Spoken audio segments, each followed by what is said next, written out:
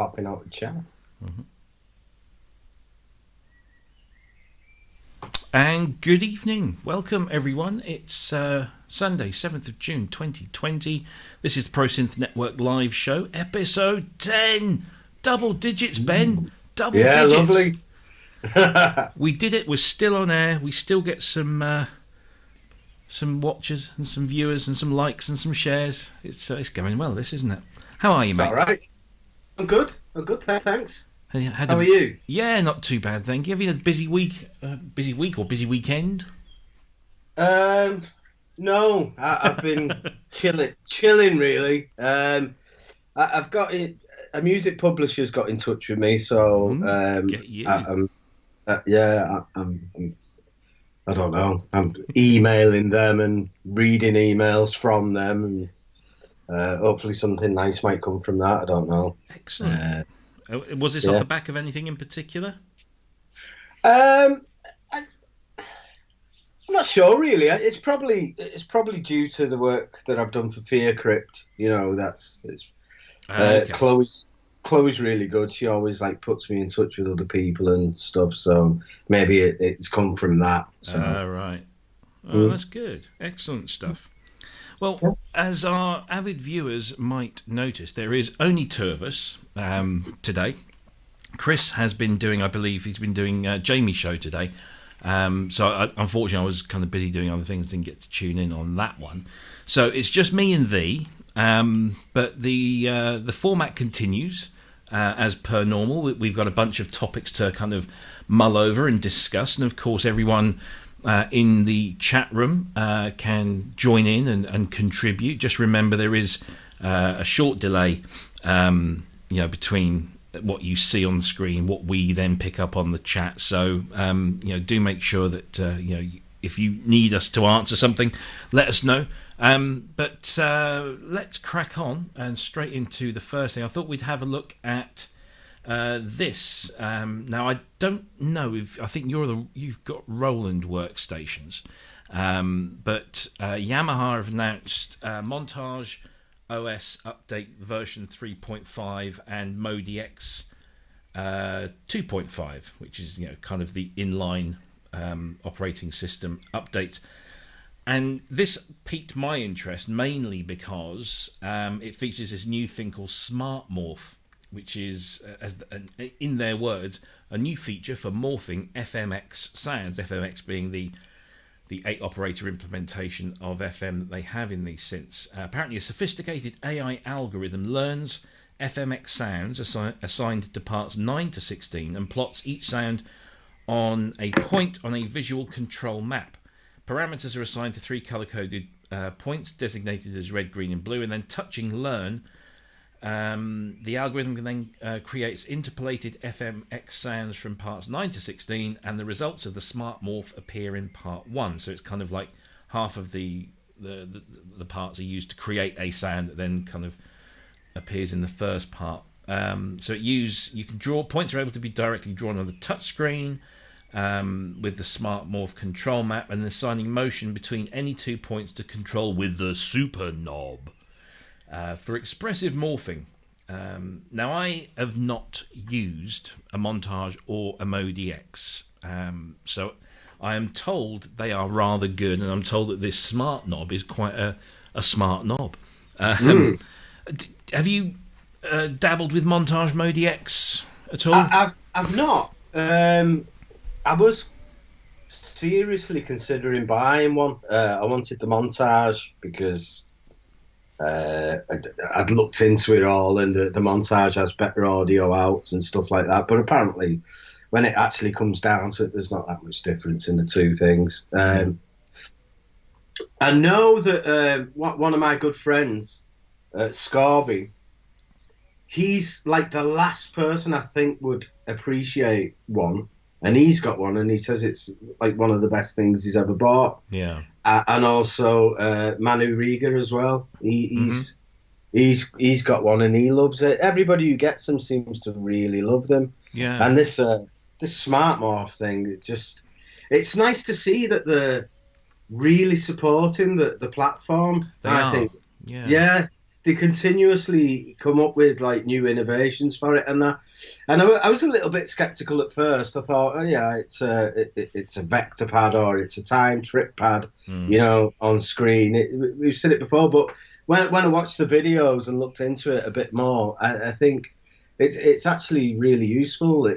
It's so customizable, isn't it? Like, you can link all kinds of operators and filters and things to different color zones, and when you think about that alone, it is far more advanced than what's gone before it in that respect. I do like that. Yeah, everything I've seen about the this use of the smart knob. I'm sorry. I guess it's only an in-joke for us English people, but anything with knobbing is going to get a bit of a chuckle. I think you're absolutely right. The way they've supported this with additional, really useful, not just, bug fixes or but actual new features that now bring in something new and different. And of course, this piques my interest because of the FM thing. Anything that kind of makes FM more immediate and changeable in real time is going to be good. And this super knob seems to be a really cool way of very quickly and efficiently, doing lots of different things. And now they're using it for this. I'm not a workstation person. I only own one, and that was kind of forced upon me. The Alesis Fusion. Yeah. I don't tend to gravitate to those things.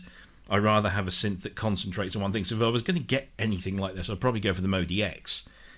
But then everything I hear about the MODX sonically is absolutely fantastic, but it's kind of like a cheap and nasty build. The keyboard, I think we've talked about this before, the keyboard doesn't have aftertouch. It's kind of not quite there. And I would want something that has... It's something that is FM, which is an incredibly expressive form of synthesis. It doesn't have aftertouch. All right, so I can, because I believe it responds to it, so I can use an external thing. But hey, I'm just spending £1,000 on a keyboard, and I don't want to have to use a MIDI controller. However, that said, I'm increasingly tempted.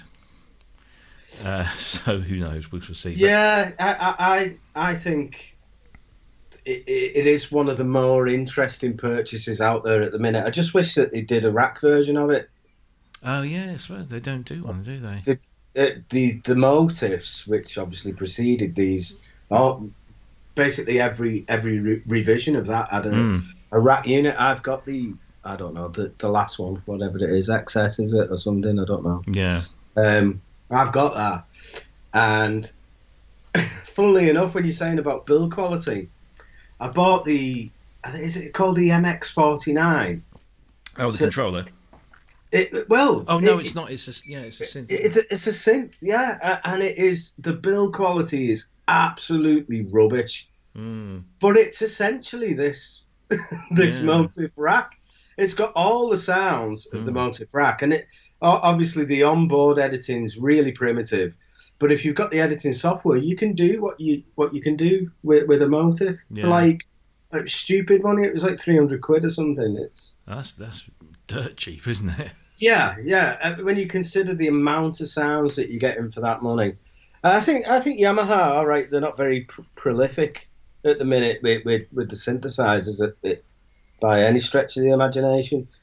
But what they're doing is they're supporting it and they're giving it life. The next thing that Yamaha bring out, the next flagship synth, you're going to feel confident in buying. It's not like some other companies that seem to ditch it at the first hurdle. Yeah. This is going to have a bit of longevity in it, and you can feel safe because it's a substantial purchase, isn't it? Right? Yeah. You're looking at least £1,000.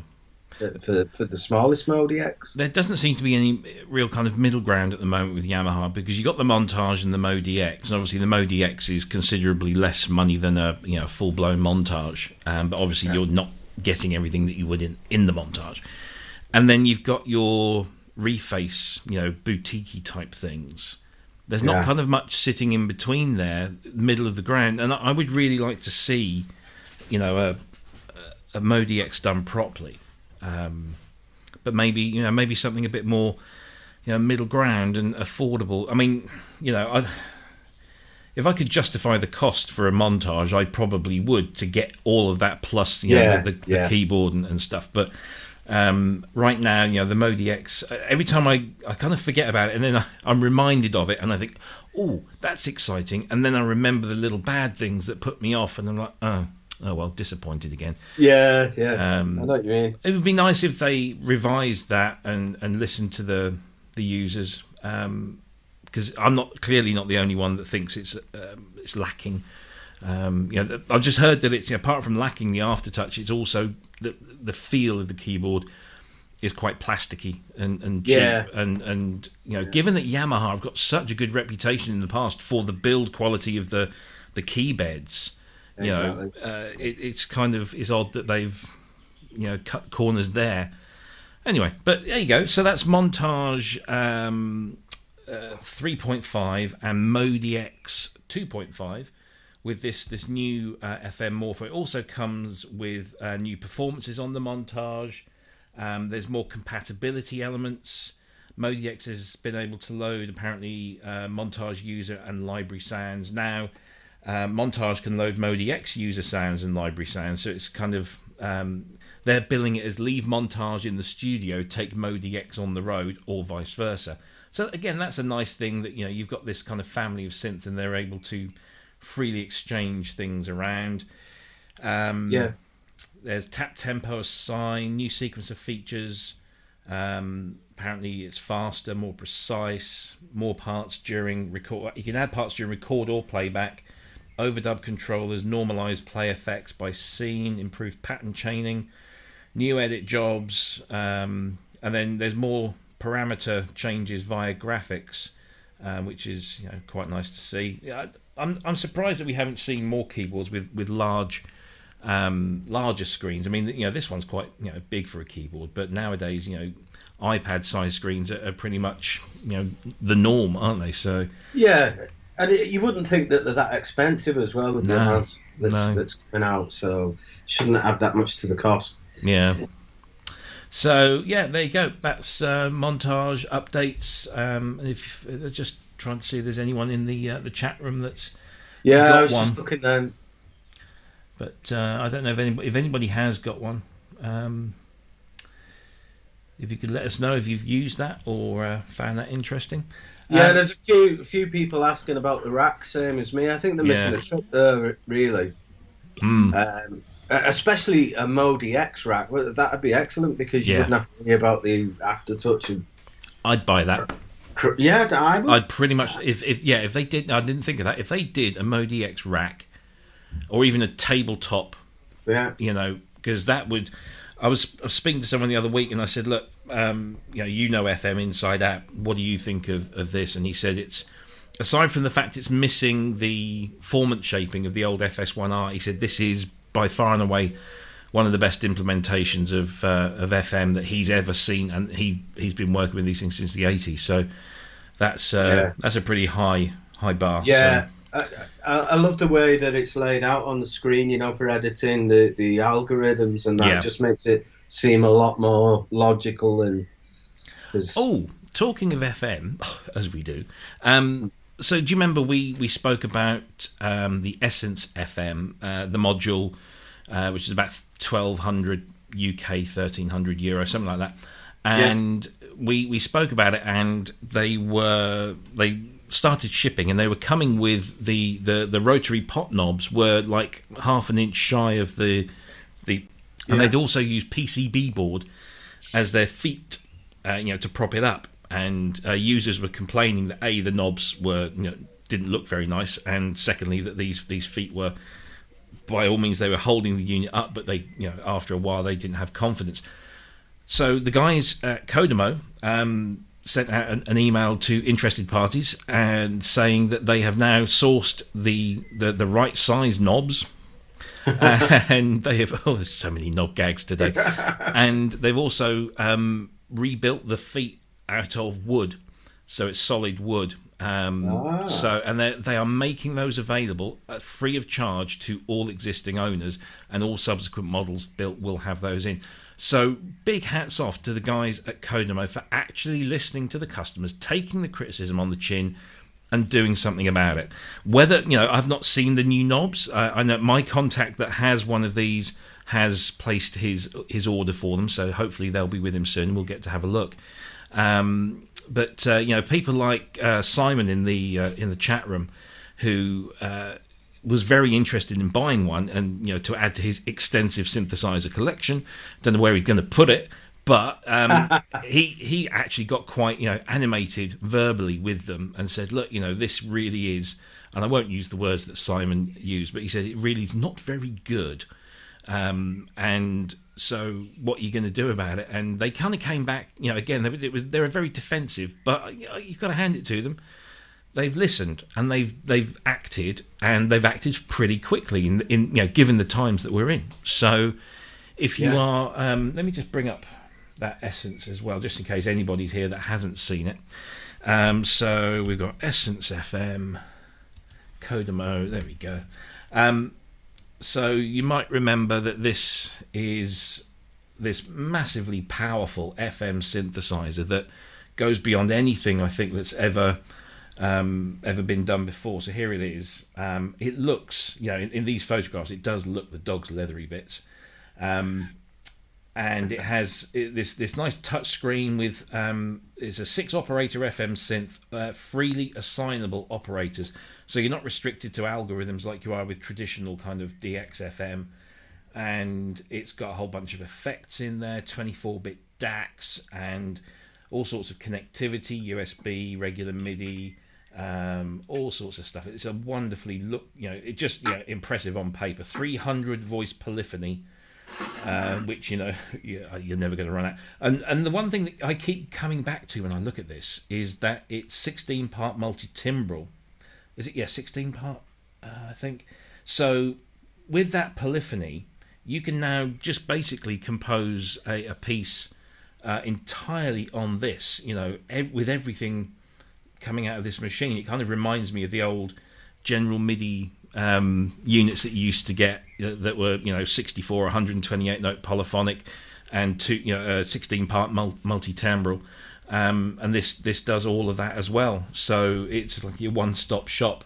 It's such an impressive specification, and it was just such a shame that it was kind of let down a little bit by those manufacturing shortcomings. They're not defects really, but shortcomings. But they listened, and they've come up. So again, I look at the price of this. I think that's 1,200 UK. A MODX is what I think, because there's a 6, a 7, and an 8. So I'd probably go for something like the 7, maybe the 6. But I think the 6 is about £1,000, isn't it? I think so. Yeah. So for the price of maybe a 7, you get this, which is way more powerful. No keyboard to worry about. Yeah. And I don't know. I've got to be honest, I think I would go for that personally. Yeah. I'd go for the Essence thing. Room more than anything. It's... I don't need any more keyboards at all.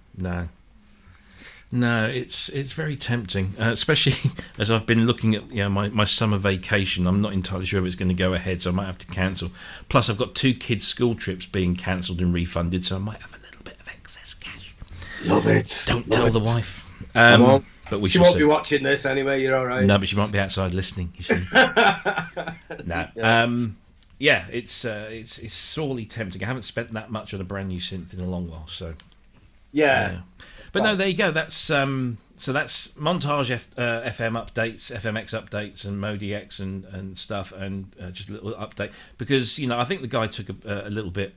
He took it hard. I think that some people were getting on him, but he's delivered. Hopefully, fingers crossed. Yeah. So there you go. Right. Can't wait to see one of the updated. Versions. Well, hopefully, one of our members in the ProSynth Network group on Facebook has bought one, Godric, and fingers crossed when he gets his parts in, we'll be able to see, and maybe we can even get Godric on the show to demonstrate it. I think that's an excellent idea. I do, because Godric's got history with FM. He's a big FM fan like I am, but he used to be the UK distributor for the e-boards, the expansion boards for the DX7s. Right, yeah. So he really knows his stuff. Yeah, that's it. So he really knows his stuff. So yeah, let's do that. Noted. Wagyu says, send the wife and kids away camping for a week for their holes and then buy a Kodamo instead. Yes. Andrew says, still on the Corona. He's referring because I was on Ranzi's show yesterday and I was having an afternoon beer. So yes, there we go. Out of interest, can the Kodamo do cross feedback like the GS1, GS2? That's interesting. Let's have a look, because there's so many specs here. Operators, pitch envelopes, frequencies. There's a huge amount of modulation capabilities. You can choose 138 sources and 228 destinations. So whilst I don't see any specific mention of the cross feedback, I wonder if that might be possible. Can't see it, but I am just scanning through and I might be missing it. But that's interesting, because the GS1 and the GS2, very rare and odd FM instrument. The first kind of, and there were 4 operators, but they had 2 4-operator engines, and so therefore you could mix things. But you say you could mix things. You couldn't program the GS1. It was all presets. Then you had these little magnetic strips that you slid in and out, and they sent data to change the settings. But all right. Yeah, they're very interesting instruments. A lot of people say, "Oh, it's only 4 operators, so it can't be that good," because they compare it to things like the DX100 or the 27. But actually, it's 4 operators on steroids, or certainly. So that kind of thing. Anyway, so there we go. That's enough of that. What have we got next? This will be an interesting one. So, Benge has released a new album. You might know Benge, or Ben Edwards. He has played with John Fox and the Maths, and he's done a lot of things in his own right. He has an amazing studio full of just some of the most amazing vintage gear that you could think of. And I forgot to bring it upstairs with me tonight, but he released an album some years ago called 20 Systems, and it had 20 tracks, and each track was made with a single instrument, so hence the name 20 Systems. And it included vintage analog, and it had a Fairlight on there, and it had other bits, and so he was doing just these single kind of experimental tracks, and it was really quite good in a kind of acquired taste way. He's now released the follow-up, 13 Systems, which features, as you can see here, a Buchla 100, a Moog 3C, a VCS3, an ARC 2500, a Buchla 200, a Surge modular, an EMU modular, a Paya 4700, a Polyfusion 2000, a Lector Formant, a Korg PS 3100, an EMS Polysynthy, and a Roland 100M. 13 tracks. I mean, some of the longest track there is like 11 minutes long. And they're just kind of experimental electronic noodlings with just this, one instrument per track. And it's just a mere $7 on Bandcamp. So, yeah. You took a listen to this, didn't you, Ben? What were your thoughts? Well, as a synthesizer fan, I loved it. Mm-hmm. But as a music fan, it didn't do that much for me, I've got to be honest. Yeah. I love the idea, the concept behind it, and that is really good. And what's great as a fan of synthesizers is you listen to it and you know that all them sounds are just coming from that. It gives you a really good idea of what's capable from that. But for the general public, because believe it or not everybody's into synthesizers. What? I know, I find it strange myself. You kid. I don't know what they get from it. I really don't. I'm sorry, Benj. Vicky's not going to add it to a playlist. You know what I mean? No. It is an acquired taste. Yeah, I might for research purposes. I think that's the way I've always approached. I mean, it's the way I approached 20 Systems because, I mean, initially, it was a Fairlight thing. I thought, I've got to listen to this. And when I first listened to it, I thought, ooh, because, for example, with the Fairlight, instead of using sampling, he used the additive and fast Fourier transform elements, which were kind of like, they were like an appendix. It's a useless bit of after stuff that nobody really knows how to use it or what it was for, but if it goes wrong, it kind of knocks you out. And so he actually used that, and it was the first time I'd actually really heard someone using it kind of in a very experimental way, and it was different. And the first listen, I thought, oh, that's musically, there's not maybe as much as I would like to hear. But then when you start listening to it from a technical perspective, I can hear all these things going on, and he's using it way better than I could. And so, and I was really lucky to meet Benge last year at Synthfest in the UK.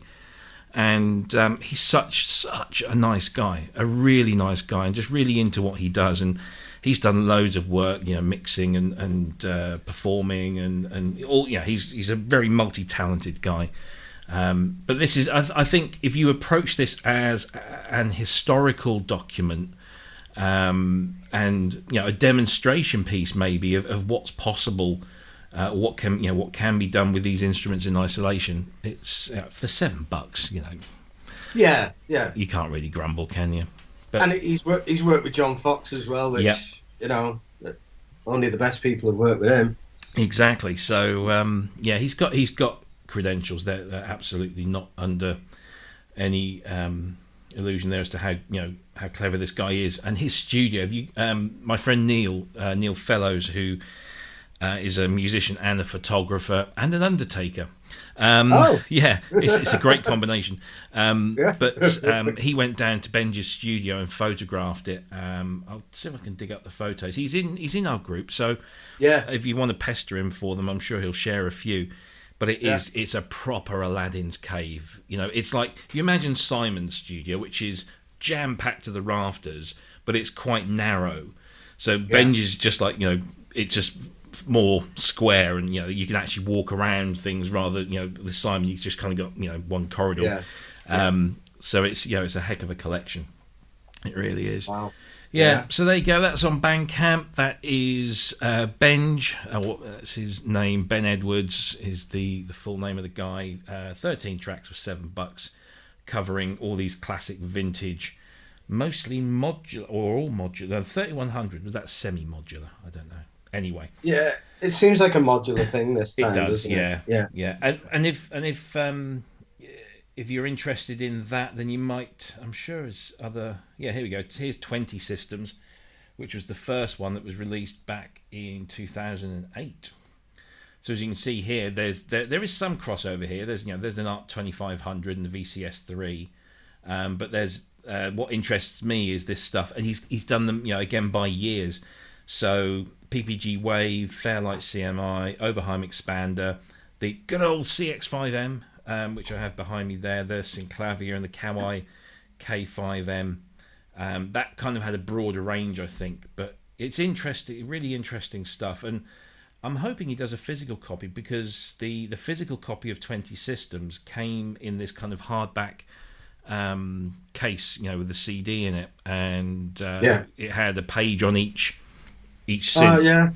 So it was like, you could sit down and read and listen at the same time, because obviously you're not having to focus on lyrics and things. And of course he comes recommended by Brian Eno, who says, talking about 20 Systems, he says it's a brilliant contribution to the archaeology of electronic music. And I think maybe that's the way you come at it.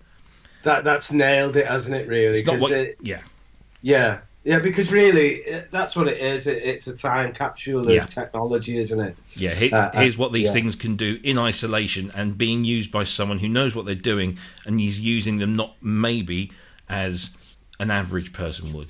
So, I get it a bit more now. Yes. Thanks, Brian. Yeah, he's only over there, Brian Eno. Yeah, and he lives in Woodbridge, so it's kind of just over that way. Short drive over. Yeah. I keep meaning to pop round and have a cuppa, but I'd love to. That. I'd love to sit. Imagine that. Hey, you never know with your podcasting thing. You've got an in there. You never know. You never know. That one we could do in person. That would be I think you'd have to. Yeah, he's on my list. I bought this. I think I showed this to you the other day. The Music for Installations box set, and I still haven't got round to listening to it because it's one of those things you really kind of need to just like undisturbed, dim the lights, and then. But I've got a house full of teenagers at the moment. So it's not going to happen. But he's not bad though, Brian, is he? He's a good lad. He's knocked a couple of good things out over the years. Yeah. Have you ever seen the animated cartoon they did of Bowie and Eno working on Warsaw? No. Oh, mate, I've got to share. It's one of the funniest things. I think it was I think it was Adam Buxton that did it. You know, the comedian. Yeah. And it's just so brilliant. It's this little animated short. Yeah, I'll have to show you that. But Brian, it features Bowie, Eno, and Visconti, and it's just hilarious. It's really funny. Right, so there you go. That's Ben Edwards or Benge, 13 systems available on Bandcamp now. So just go to Bandcamp, search Benge, and you will find it. Let's do this one next. So it is the birthday today of Alan R. Pearlman. Oh yeah. So there's been a few things online to kind of remember this quiet genius, really, who gave us so many great instruments over the years, and of course whose name is back in the public domain once more through various elements, such as Korg reproducing the 2600, and of course other people are emulating, shall we say, his great work. It's Alan's birthday today. I forget how old he would have been. I mean, he had a bloody good innings. It's been a few years since he passed. But nice to see that people are remembering him. And of course, today is also the birthday of this man, Prince Rogers Nelson, who was born on this day in 1953. And sadly, again, no longer with us. Honestly, I still cannot believe he's dead. I'm such a fan, fan. And when it happened, I was just like, no. And when Bowie died, I literally bawled my eyes out. I sat here with stuff on, and I was just bawling. But I was a bigger Prince fan. I still haven't. I think one day it will kind of hit me. One day I will sit down and it will just hit me. Just start sobbing on the bus or something. Yeah. And I've just picked up all the latest reissues, which kind of encompass the One Night Alone era of his career. And whilst I've got all of those already, I'm going to sit down and listen to those. And I wonder, maybe because live he was just a genius. He would have been. What was I can't do my maths now. So it's 67 years old. Really? 53? Hang on. I don't know. So yeah, he would have been 47 in the year 2000. So yeah, he would have been 67. No, wow. That's not right, is it? It can't be. He looked a hell of a lot younger than his age when he went. I'm going to check this out. I'm going to check this. Yeah. Yeah. There we go. Prince Rogers Nelson.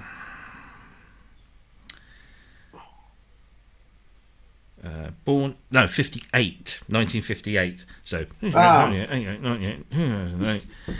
62. 62. Even so. Yeah. When he passed, he didn't look a day over 30. God damn it. Oh yeah. Yeah. Oh yeah. Well, talented, youthful. Makes tall. you sick. Oh no, he wasn't tall. He was short as hell. And I know that because I met him in person, and he was. Oh, did you? He had big heels on like this. He must be tiny, wasn't he? He was, but boy, did he make up for it. Do you remember a band called the Christians? I do. Yes. Well, Gary Christian posted on Facebook. He said, "This just sums Prince up for me." This. He said, "I went watching Prince live last night. He said, I've jacked it all in this morning. There's no point in carrying on. I'm never going to be that good. Yeah. And that's it. It's just such a nice compliment, that, really. I think, when you come across somebody like Prince, he's either going to just like wipe you out and just make you think, why am I even bothering? Or he's just going to continuously inspire you to try and be that good. I just don't think I could ever... I could never get as good as that.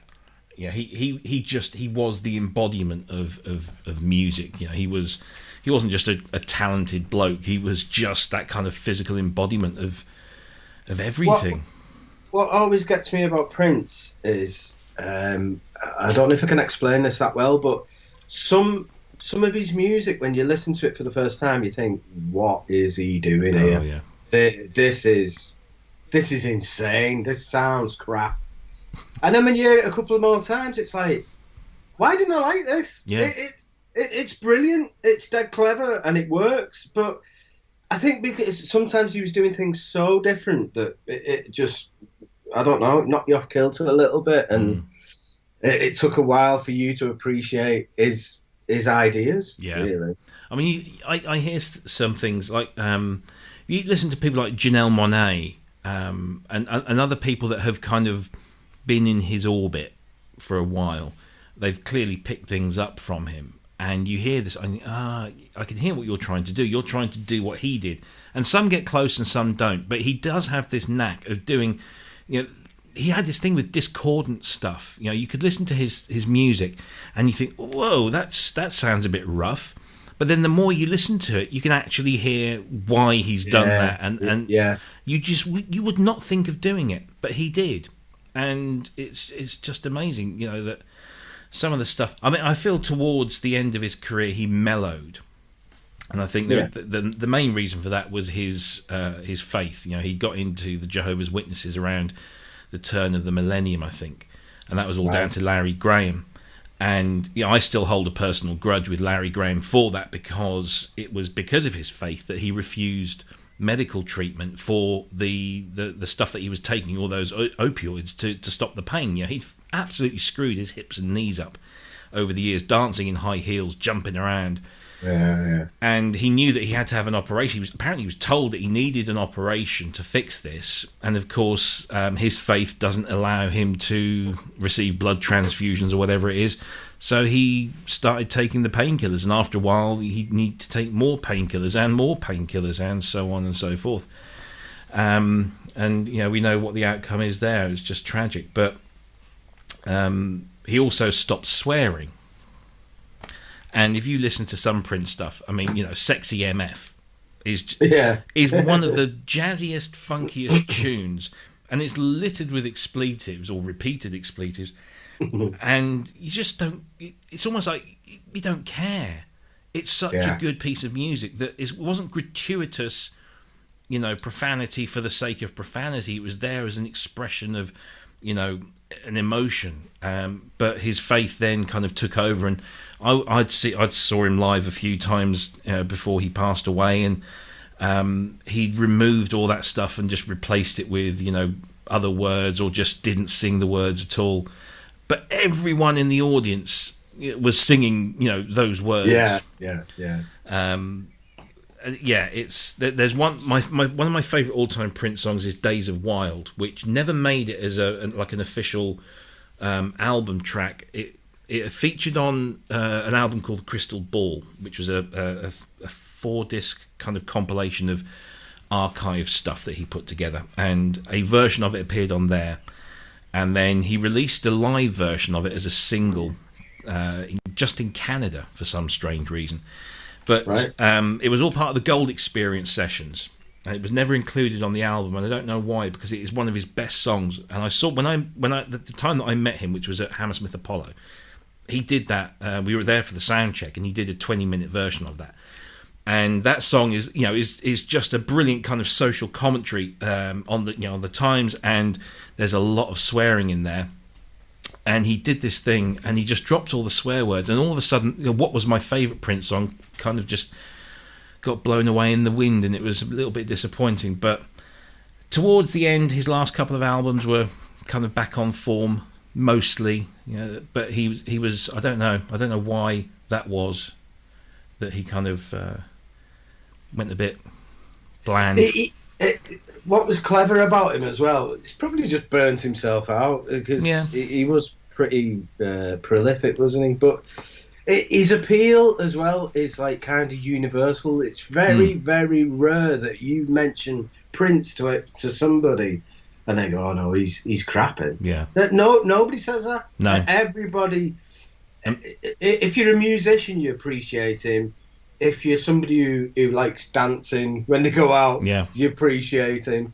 So people into soul, it's just so universal. The style of music didn't really fit into his genre. It's funky soul. Well, he could do anything. He could turn his head. I mean, I've seen him do, hard rock, and I've seen him do, proper P-funk, and then, R&B and soul and jazz. That he did a jazz album called News, which was like 4 tracks, News, and it's just kind of experimental jazz.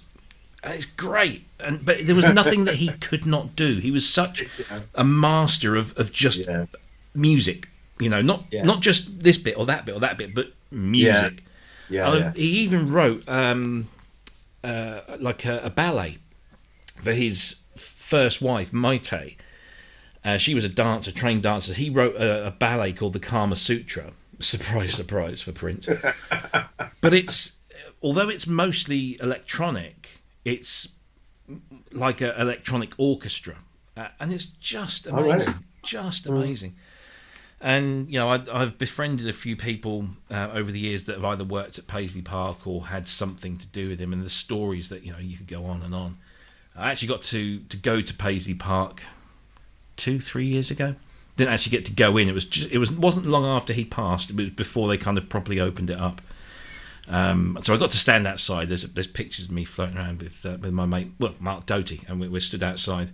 Right. Because Mark used to work at Paisley Park and at Glam Slam as well. So didn't Tim Curtis have something to do with him as well? Tim was I forget his proper job title, but he basically worked in the studio at Paisley Park. And he serviced his Fairlights for him and other stuff. So he got to work sort of in the studio with Prince, which is wow. Wow. Yeah.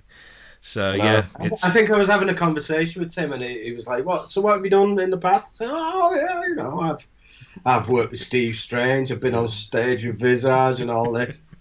And I said, "What about you?" And he went, "Oh, I used to work with Prince." He was like, "I know." All right, you win. All right, just forget I said anything, because I'm feeling quite embarrassed. Oh dear. Just having a look through the chat rooms that people are saying, they kind of echo our sentiments there. Andrew Brooks says you mentioned about some Prince stuff, kind of that first time is difficult to kind of understand, and then you just got it. He's saying the same about Kate Bush, which there are some things that she and that they worked together. They did a track on was it the Red Shoes together on her album, and then she provided some stuff on Emancipation for him. So they actually got to work together, which was cool. Kate Bush, just a legend. Yeah. Oh, and again, someone I've just been so lucky to have seen live. I managed to get opening night tickets for her Before the Dawn shows in London, which was just mind blowing. Simon says Prince had a Fairlight ? Yes. Sign of the Times is pretty much his Fairlight album in '87. Yeah, Prince was he had a series 2, and I think he had a series 3. If you look at, I believe the series 2 is on stage in the Sign of the Times movie, I think.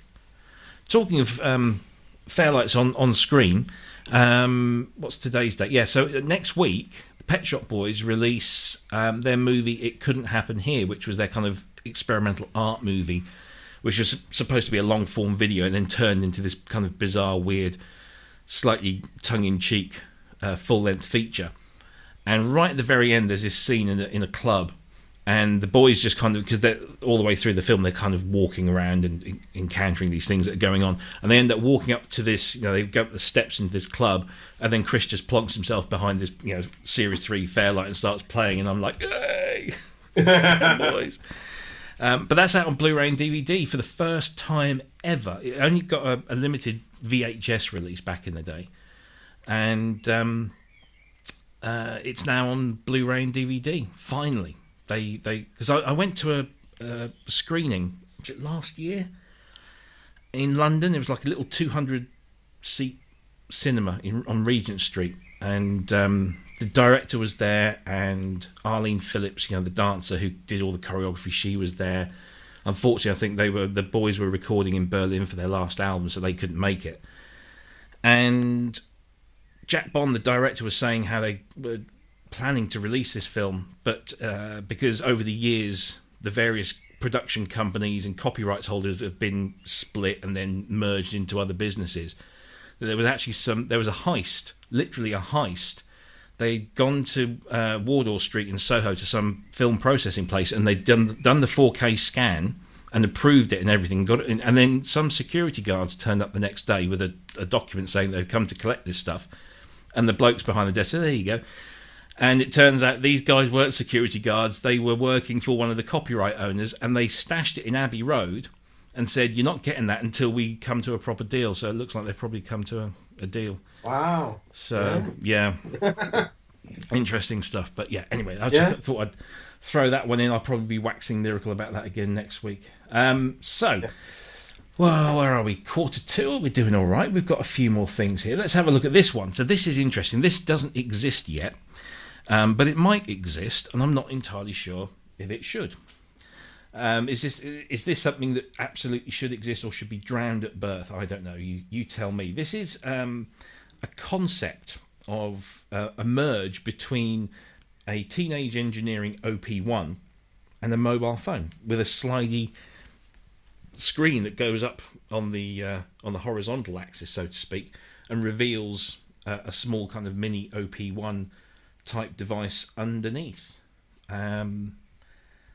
It looks so we can change the pictures here. Yeah, so it's quite a slim, slender device and fits neatly into your pocket. Got a camera in the back as well, multiple lenses. But what do you think? A pocketable OP1 with I guess it's a touchscreen and a physical surface. What do you think about that, Ben? Yeah, I mean, I really like the portable thing. I know Yamaha did it with the QY things and that, didn't they? And I always like the idea of that. I don't like the idea of, say, you're up the top of Snowdon or something with your rucksack and you've got to get your laptop out, plug the USB leads in, get your little controller keyboard out, your headphones, because you've got a tune in your head. Mm-hmm. Something like this is ideal for that. Flip the screen up and start using the hardware. And the OP1 is it's a really decent sounding synth. If it sounds the same as that, then that's great. Yeah. The only problem I've got with it is, can it just be an app? Does it need the physical? Because the physical controls aren't that great. Mm. Can we not just use something on screen? Yeah, and have it on any phone? I don't want to pull the plug on the party before it's even started. But I don't know whether we need that anymore. Yeah, it's an interesting thing. I mean, looking at it, so it doesn't exist. These are mock-ups. I don't know if I can make that. There we go. Let's make it bigger. So on the underside, you've got the typical kind of teenage engineering, very nice minimalist type of buttons, and then on the screen you've got like all the readouts and everything. And I guess it just operates like a regular mobile device, and I'm assuming this will be probably an Android device, which makes me then a little bit more apprehensive because Android devices have always lagged behind in terms of audio capability compared to their iOS counterparts. there's always been a latency issue. I'm sure that's probably been improved a lot since I last had a decent Android phone. But it's interesting. It could even be a customized OS, and then of course you've got a whole bunch of other issues there. It's not tried or tested. But on the other hand, I could see that it's a niche thing for sure. I don't see many. I don't see many people. The market's going to be fairly big, but it's not going to be big as a regular mobile phone market. So this would have to be sold as a synth that's also a mobile phone, rather than as a mobile phone that's also a synth. But it's an interesting idea. It's a great idea. I just wonder, is there a market for it? Yeah. I think it doesn't really need to be a phone, because we've all got phones already. It needs to be. I think there is a market for a really good portable music device, a musical notepad, but does it need to be a phone? Yeah. I don't think it does. See, the thing is, I think that GarageBand on the iOS devices, so iPhone and an iPad, is absolutely perfect as a musical production tool that's mobile, that then you can then bring home and then upload it to your desktop and carry on in a more elaborate fashion. And it doesn't require any extra hardware. Apple have come up with some really clever ways of using the interface. The fact that they use the accelerometer in the phone to detect velocity. So even though the phone might not be moving, or you might not realise it's moving, it uses the kind of the vibration to pick up. That's really clever. Yeah, isn't it? It's so clever. And when they first brought that out, I thought, how are they doing this? It's witchcraft. And then I read the specs, and it says, it's that. And also, the kind of the strumming feature. So when you call up a guitar, you can either pick it, pick the strings, or there's a strumming chord feature, and then you can choose. It's just very quick and intuitive, but also allows you to be kind of expressive. This, I don't know whether it's overkill. There'd be so much to go wrong with this as well, because that physical interface is all buttons and knobs. And I just imagine if, that starts to get hammering, how much is it going to cost to repair? With mobile devices nowadays, they're all touchscreen. There's no buttons, so there's no moving parts. This reintroduces moving parts, and then as you said, does it need to be a phone? Because we've all got our own devices. I have iPhones because they suit me, and and other people have got Android devices because that suits them. I'm never not going to have one of these. Do I need another thing? Do I need So should it be a standalone device rather than just a phone? Because if it was just a standalone device, then maybe that's, I don't know. But it's all pie in the sky because it's a concept. And it's designed by Gris Designs, who are based in Spain. But they posted this on their Instagram page, and it caused a bit of a kerfuffle. But I kind of like this because it clearly inspires people to have a look and see if it is possible. And Teenage Engineering, if anyone's going to do something like this, it would be them, because they are definitely left field when it comes to their design. So yeah, definitely. I'd like to see Yamaha take this Montage and Motive technology and put it into Montage and MODX technology and put it into a portable thing. That would be great.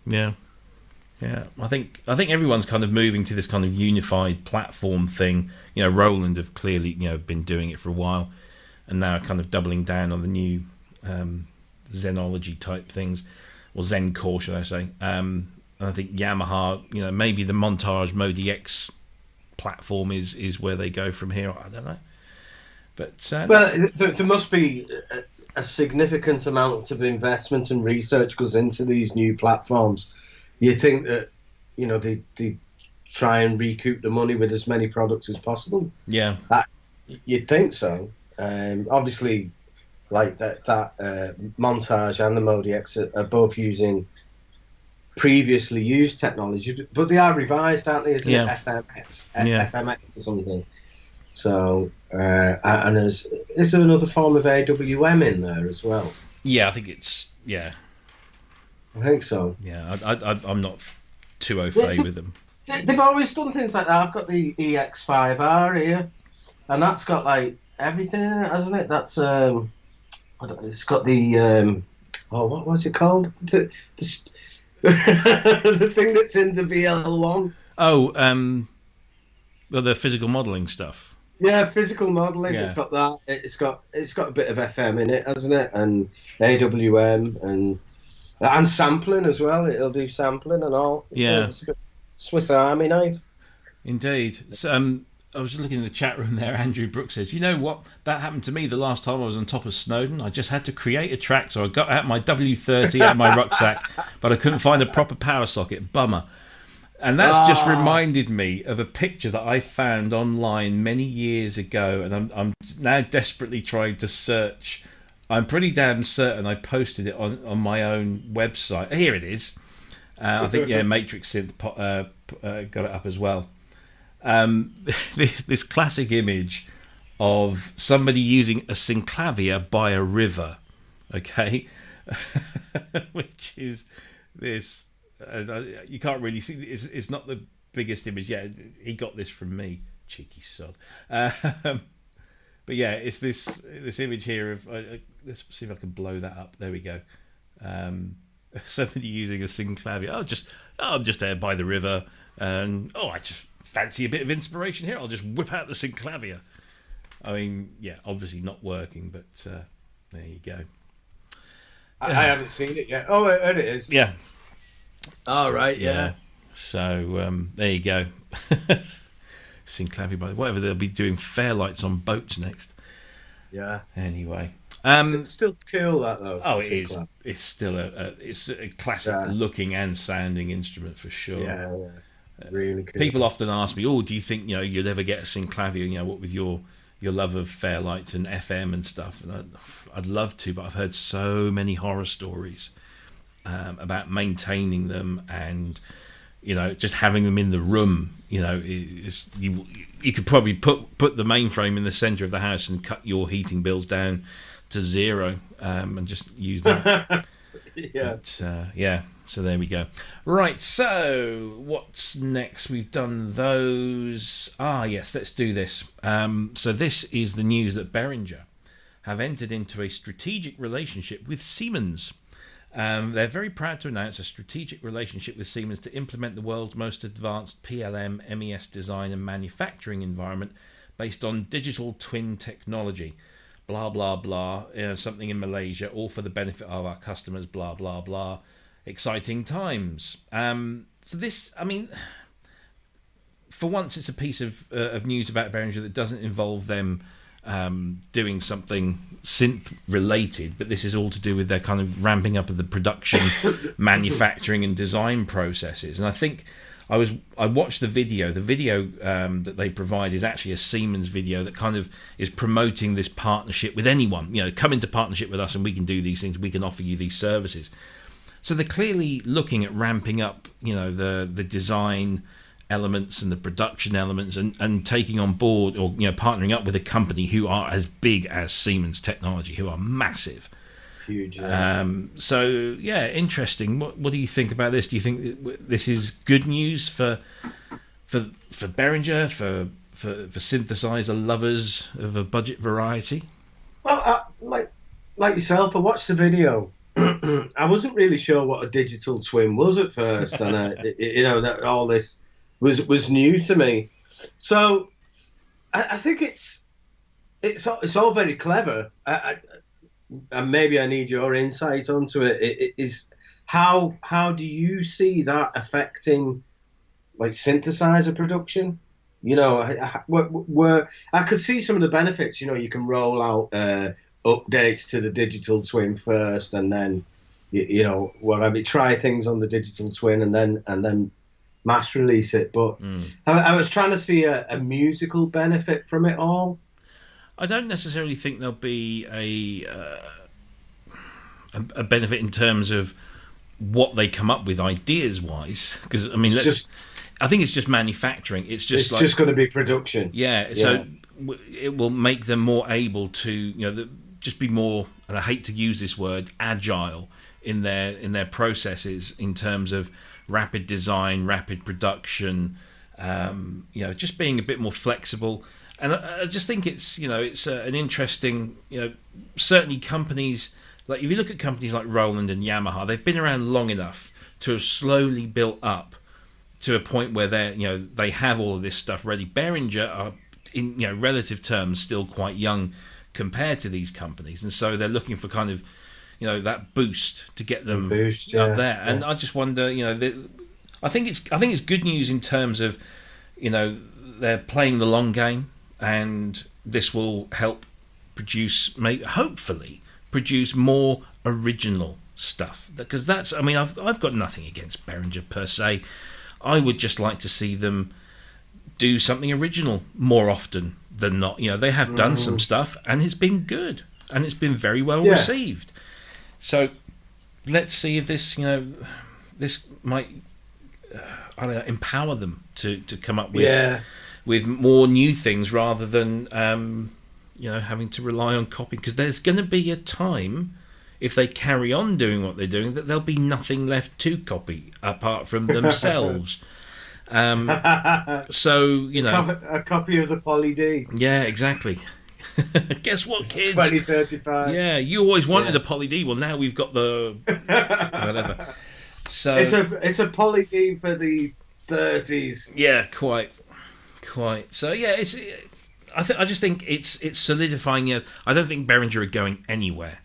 And they're clearly ramping up and looking to make them a long-term player. So yeah, I just thought that was interesting to see as a bit of Behringer news that wasn't going to ruffle people's feathers. Well, I suppose it could ruffle people's feathers, but I haven't like nearly every venue that I've been to, there's been an X32 in there somewhere. Yeah. Whether it's been on stage or out front. See, there's a classic example of them coming up with a mostly original concept that has done exactly what people wanted it to do at exactly the right price point, and has been a massive, massive success. Massive success. And so, there you go. They can do it. And they've bought enough. They've bought enough companies now, like Midas and TC Electronic, and is it TC Electronic? It's one of those. Yeah. I think it is. Yeah. And a few others now. So they've now got all these people. Clark Technic. Yep, all of those. They're all in there. So it's not like they haven't got the knowledge in house anymore. So now all of those companies were fairly small. Now with this, you can see that maybe they can all benefit from having a larger scale kind of development platform to work off of. So yeah. Interesting. What about that wing? Yeah, that's kind of all gone quiet, hasn't it? There's this big announcement. I've not really heard many people using it. I guess I don't know whether I don't mix in the right circles for digital mixers, but it did seem a cracking piece of kit. It did.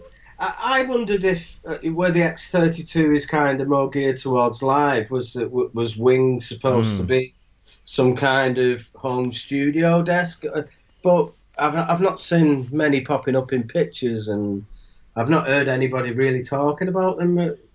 But it did seem like a decent piece of kit, that. Yeah, it's very, very strange. But I suppose I don't kind of necessarily move in the circles of people that do that sort of thing, but it did look like an incredibly capable piece of kit. Who was it in the chat room just said Andrew Brooks again, because I was with Andrew yesterday. He said it's a pity that Behringer's analog mixers are so crappy. Well, guess what? Most of this show goes through a Behringer analog mix. Sounds perfectly all right. It doesn't sound too bad. In fact, Andrew complimented me on my my voice audio yesterday, and he said, "What are you using?" I said, "It's a Behringer C, whatever it is, this thing." And it's going through a Behringer mixer straight into a Focusrite interface. So, I mean, they're not. Yeah, I'm not going to go there. Right, so that's Behringer ramping up their kind of production capability, design, and what have you. There, let's move on to. Oh, do you know? I was going to mention this when we did the Prince thing, because we were talking about it being Prince's birthday today, and Alan R. Pearlman's. Obviously, Arps and Prince was a big Oberheim fan, and there was. I just brought Ben up there. This is what we want. IK Multimedia have joined the recent spate of Oberheim releases. Now, OXa, which is their sampled Oberheim, I think is already part of one of their larger Syntronik packages, but they've now announced that if you subscribe to their newsletter, you can get yourself a free copy of Syntronik's OXa. And it's about 3 gigabytes of library in this fairly neat and simple package, and it doesn't sound too bad at all. It's all samples, but yeah, it's got all sorts of different sounds in there. So if you look, if you've been tempted by the recent versions by Arturia and of course the hardware and stuff, but you think, I can't quite stretch to that. Maybe this is your option, the free versions. All you got to do is subscribe to the IK Multimedia newsletter, and you will get a code that you can then redeem in their store and get your instrument for free. Were you aware of that one, Ben? I wasn't, no. Yeah. And I think I'll be going straight on there and getting that. Yes. You've got until the 17th. Finished here. Yeah, you got 10 days to do it. And I'm a subscriber, and they really do not spam you at all, so you're not going to get hundreds of pointless emails from them. It's just going to get a weekly or a monthly newsletter. So I think that's a fair trade. Yeah, I think it's probably going to be really good now. Yeah. I've no problem with sampling analog stuff, especially if you can do some sort of round robin thing with it as well. There's a bit of variety, and it works. Looks fine. Yeah, I don't know the technical specs of this one in terms of the sampling, but it's over 3 gig, so there's got to be some. It's pretty decent, isn't it? Yeah. Definitely. Ooh. Yeah, so there you go, free. I think I'll be getting that. Yeah. Good on you. Right, let's move on to the next thing. You shut that down too soon. Yes, full bucket music. Now, if anybody doesn't have any full bucket music plugins in their plugin collection, why not? These are fantastic things, and they are absolutely. You haven't got any? Are you serious? Mate, you have no idea what you're missing on. So, Full Bucket Music have been doing a whole bunch of free plugins, and they've just released this new one, the Fury 800, which is their version of the Korg Poly 800. There's a quick screenshot there. So, visually it's fairly similar, and sound-wise, I don't have and never have had. So, but I'm told that it's pretty good. But of course, it's completely free of charge, which is fantastic on Windows, Mac, VSTs, and audio units, 32 and 64-bit. Certainly for Windows, anyway. I did have a bit of trouble with 2 of their instruments when I upgraded to Catalina, but they were pretty rapid in issuing an update to accommodate those. These are, the synths that he has. So what we've got there, there's 6, 12, 18, 20, there's 21, 22 synths there. Mostly Korg stuff, to be fair. He's done some really good PS 3100, 3200, 3300s. There's a Korg vocoder VC10 simulation, a Sigma. Cryss, our very own Cryss, loves the Trisent Mark III, which he released. I think that was his last one. And then there's some other bits and bobs. There's the Mono Fury, which is a mono poly simulation. There's Bucket Brigade, analog delay simulations, and other bits. And they're just really, they're no frills. The interfaces are nicely designed. They are reminiscent of the inspiration of the hardware that inspires them. But of course, Fury 800 is this nice. You have to excuse the birds in the background. I've got the window open.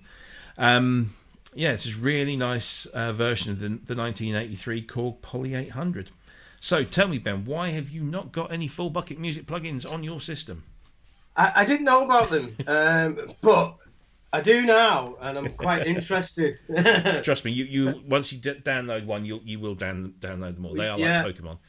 I have got an EX800, which is the rack mount version of the Poly 800, and I really like it. I think it's got DCOs, not VCOs. Mm-hmm. It's very much of the time. Yeah. But I think for those like kind of Juno-esque kind of sounds, I think it's really good. I called it up, downloaded it and just had a play with it the other day, and it's also got this thing called God mode, which basically gives you as much polyphony as you want. Wow. Depending on your system, but you can have up to 64 voices with velocity on there as well. I mean, it's just a really, it's a powerful little thing, and the thing is, it's free. No, yeah. And I mean, he has. Let's say this. He does say all music and software available here is free of charge. However, you might want to help to keep this site running. So he has a donate button. So please, if you feel like you've got some commercial benefit out of this, do donate. Even every little helps to carry on doing this. So, I would thoroughly recommend. Certainly, Fury 800 is, that I did like the sound of that, and so the other ones that I do like playing around with are the Korg PS simulations, which are really good and very interesting. The monopoly simulation, I don't tend to use that too much because I have the Korg one. Yeah, the Korg, albeit in a Reason Rack extension version, but now you can plug those into any old thing. I can use that in Logic. But yeah, there's some really good stuff there. There's some original stuff, and there's some inspired stuff. It's very, very good. It's great, and I'll definitely download them, and I will donate as well if I use them on anything. Yeah, I'll donate. Absolutely. It's only right, isn't it? But yeah, it looks good. I've always wanted a Trident as well, so to see that up there is. Good. Yeah. Sorry, just pouring the beverage. I just realised what the time was, and I had a glass of wine. Bloody hell. People will think I'm an alcoholic because I was on Ramsey's show yesterday drinking beer, and I started off drinking beer here today, and now I've got a glass of wine. I did a live stream with Electro 80s yesterday.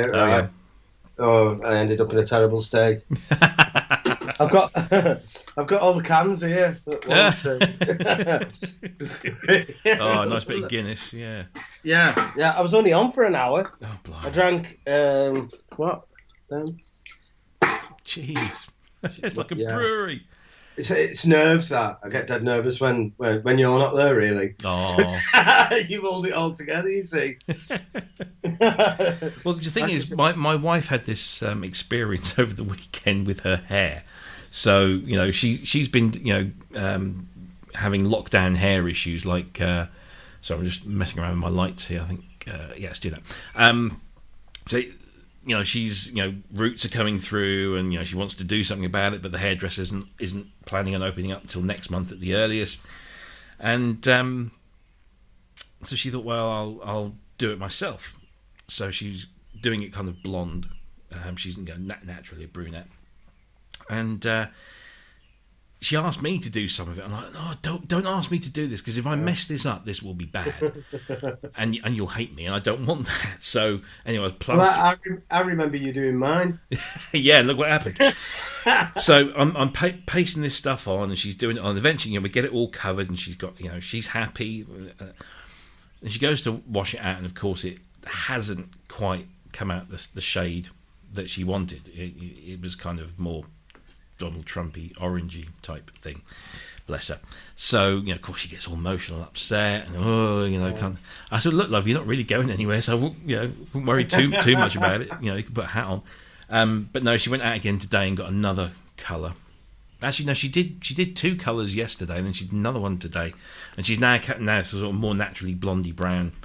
thing that's going on. But as part of that, there is a point to this. As part of that, she said, right, she bought a bottle of Prosecco home from, she went to the shops and she brought a bottle of, she said, I need this. So I've had half a bottle of Prosecco already, plus a few of those Coronas, and now I'm on the wine. Honestly, I promise you, I'm not an alcoholic. Because I'm Italian, it soaks it up a lot easier, you see. I think that's what it is. Especially the wine. It's just like water to it is. Isn't it? Yeah. Because you know what they said? They said that about Lemmy, didn't they? That he was told by his doctor not to stop drinking because he would die, because his body was expecting to get completely wasted with 2 bottles of Jack a day. But yeah, it's So honestly, people, I am not an alcoholic. He says. Cheers, everyone. Right. So Full Bucket Music. Fullbucket.de is the website, and I'm sure if you're like Ben and you're not aware, get your arse over there now. Start down. They're very small downloads because they're all proper VST emulations. I don't think there's anything that's sample based in there, and you can have that whole suite of stuff. And if you use it, donate. And we are hoping. I think Cryss might have actually sent a message to Bjorn. That maybe we can get him on the show, because it'd be interesting to talk about his ethos and why he does what he does. Benny and Bjorn on the same show. Well, yeah, we just need an Agniator and Frida, don't we? Yeah. My missus does ABBA nights at Christmas. She goes to this kind of ABBA tribute thing. Right. So she did have a big blonde wig. I think she's probably got rid of that. Not that she'd want to appear on camera anymore. Anyway. So there you go. That's Full Bucket Music, and we've talked about Synclavier, we've talked about Behringer, we've talked about that OPS concept, we've talked about Prince and Alan R. Pearlman, and that we've talked about everything we had on our list, and it's only 9:15. We've got kind of like 45 minutes to spare. Have you got any ideas? We've flown through it, haven't we? We have. It's because we don't have Cryss, and we're one man down, and he's obviously the one that does all the talking. You'd think, yeah. I know he's in the chat room. Hello, Cryss. Is he? Yeah, he's watching from a distance. Get his ass on here with some topics. I'm talking. Oh yes, SSDs. I bought this. I bought this. The 860 as well. That's a good one, apparently, isn't it? That's the same as the Spitfire one. Because this is a 10-year-old iMac. Mm-hmm. And I do a lot of I do some video stuff like porn. film. Yeah. Porn, yeah. Well, it's just freeze frames. When I'm working on my soundtracks, right? I've got like a freeze frame, and then I think, oh well, that bit's gonna end soon, but I've got no idea what's happening, so I'm working blind a lot of the time. So I need to kick this up the arse a little bit, a bit quicker. So I'm thinking. That as a system drive might make a difference, mightn't it? Did you not think about fitting one internally? It is an internal one, this. Oh, it is. So you're going to swap that out? Yeah. Oh, okay, that's good. Yeah. It's internal. I've got to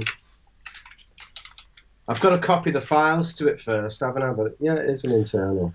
Yeah, because if you're not using a time machine, then you'd have to clone your system drive to it. So word of warning, though. Oh, go on. What's that? It's a USB to SATA.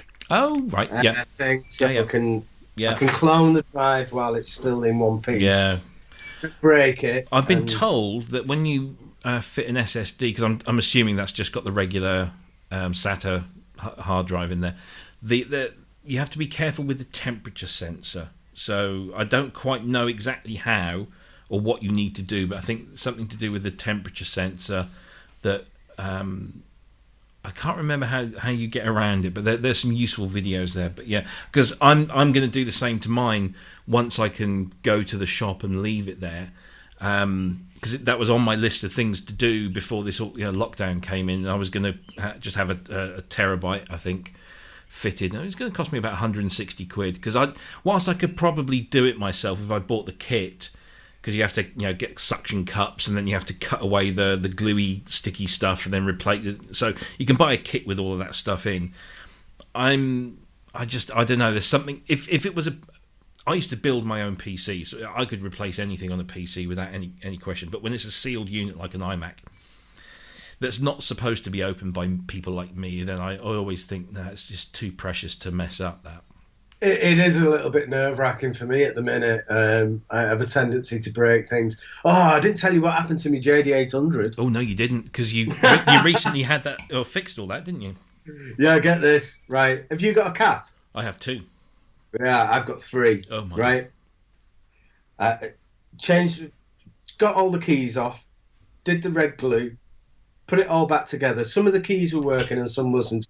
But I thought that's all right, because I only need a few. I know this sounds ridiculous, but I only need a few keys to work for when I'm programming it. Okay, yeah. So I can audition the sound. That's all I need. So if 50% of the keys work, that's fine for me. I can use it through MIDI for everything else. Anyway, I put it all back together, and I've got like a leather chair in the middle room, and I put it across the arms on the leather chair and covered it up with a bin bag. Right. And then must have been no more than 3 hours later, Vicky said to me, do you want the good news or the bad news? And she said that she could smell wee. Right? Oh, no.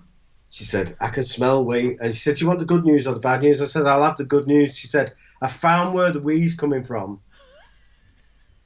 And I said, what's the bad news? She said, it's your JD800. Oh, no. And they've weed on the JD800, on the keys and where the controls are. So it's all kind of probably gone inside. So nightmare. I might have to buy that JD990 now. Oh. After all that work you've done it as well, I'm sure you must be able to recover that. Yeah, it'd probably still work. Yeah. It's just going to smell. Well, you can do that thing, because there's often videos that go around online of people jet washing electrical equipment like amplifiers and stuff, and people going, "Oh, right. Look at this fool! He's jet washing an electrical, audio amplifier." But it's actually the best way to clean them, as long as you let them dry completely. Then it's the best way to get that kind of stuff off. So you might want to. You could make a video that would get a huge amount of hits. Wow. Guy jet washes JD800. That's going to be like viral within minutes. So I might do that. But if you do that, don't blame me. Okay, it's not going to work again, I don't think. Oh, no, that's terrible. I've got one of them high pressure jet washers. It'll blow up diodes off. And I know. It'll strip all the lettering off. What did I got a jet wash, or a pressure washer thing. I got it from Asda for like 50 quid. It was on sale a few years ago. And I thought, I've always wanted one of those. I could think all the things I can do.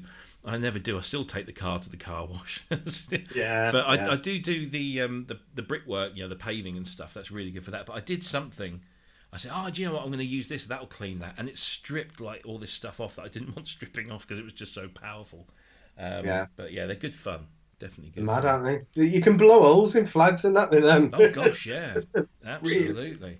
Really, really powerful. It's funny you should say about cats, because you see behind me there, I've got that horrible wooden unit that's got the CX5 on the top and the samplers on the bottom. Yeah. In the middle there is my turntable. Oh yeah. And so today I've been because I'm a big Depeche Mode fan, and me too. Yeah. And they've been releasing periodically these box sets, 12-inch single box sets based on the album. So this is the Black Celebration singles, and I've got the Sun Great Reward. And I've been picking these up like after the event, or by about a year, once they drop in price, because they're about £100 each. So I managed to pick these up for less than £50 each, and I've been listening to those, and they're so good. They're proper. They've been really well made. So I've been sat in here today with the volume up and playing that. And I'm sat here where I am now, and I'm doing something on the screen, and I've got I think it might have been Master and Servant or something blaring out, and all of a sudden it goes, and I look round, and my little kitten has jumped up, and she's on that bit to the left of it, and she's doing that whole kitten scratching thing. Oh no, get off! Luckily the claws didn't emerge. She just got her little toe beans on there. But wow. Yeah. Yes. they're mad because they come in here because they're quite young. We're starting. We've kept them in one place for a little while whilst they kind of got used to things, and now we're slowly letting them move around, the house. But when they come in here, they either go behind the fairlight, which there's not much to kind of go wrong there. I did post a picture of the smallest one because she was the runt of the litter, so she's quite small. And the 8-inch floppy drive bay that I've got empty on here. Oh yeah, she crawled in and then she just poked her head out, So I tried to keep them out, but then the other one, the boy, he starts climbing the Jaspers, literally climbing one synth at a time. Yeah, and it's just a nightmare. So I'm trying to keep them out of here, but they've got to get used to it in the end. But one of them knocked a synth off of mine, and I can't remember what it was. It was something. It was something with a lot of controls on it, and it fell face down on the floor. I was fuming over that, but I can't remember which synth it was now. but they're not allowed in here at all. No. Well, my other two, before they passed away, they would come in here and they would literally sit by my chair during the day, especially if the sun was coming through, and they'd sit in the beam and just recharge.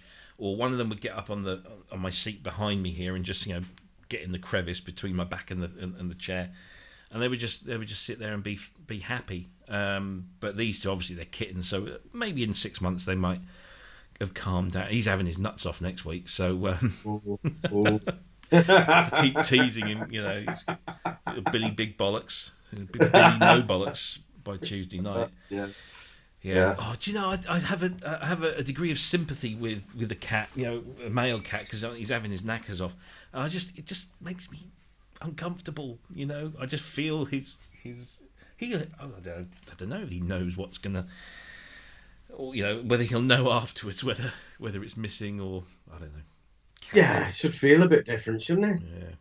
And Andrew says synth and cats do not mix, but synth and cats, they seem to be everywhere, don't they? I mean, we have Cat Synth TV, and there's lots of memes with synths and cats, but my two just they use it as a bloody climbing frame, which is a pain. Yeah. Never mind. Somebody mentioned before that I can't remember who it was. I'm just trying to look through the chat now and find it. But the Poly 800 was their first ever synth. Oh right, yeah. Which made me wonder, what was your first synth? Synth, as in synth. Well, for me, when I say synth, I know there's lots of different kinds of synths, but a synth has got to be an analog subtractive synth. I know there's loads of different types, but that's what I think of when I think of a synth. So, well, I mean, I can tell you that the first kind of instrument that I had was a Commodore 64. So I used to play that, with a keyboard overlay, and then I got the FM expansion bit. I don't know whether you class that as a synth because it's a computer with a plug-in thing. Then I got the VSS 200, the Yamaha, the little mini sampling thing.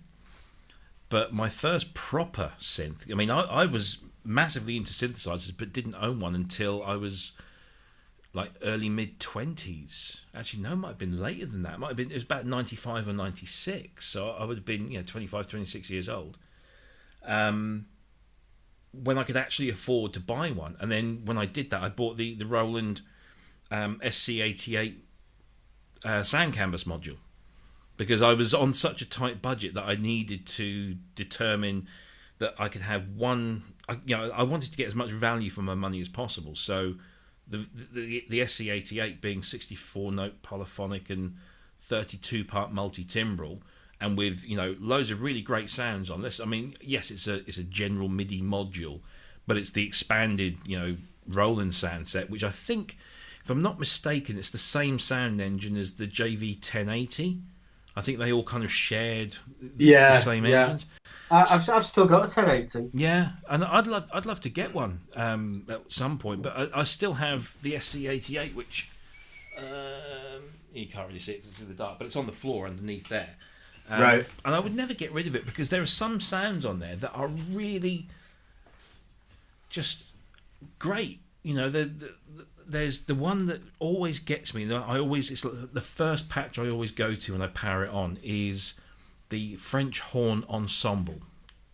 It's a real kind of, it has a kind of a Pet Shop Boys feel about it. I think that's probably why I gravitate. It's such a really nice horn ensemble.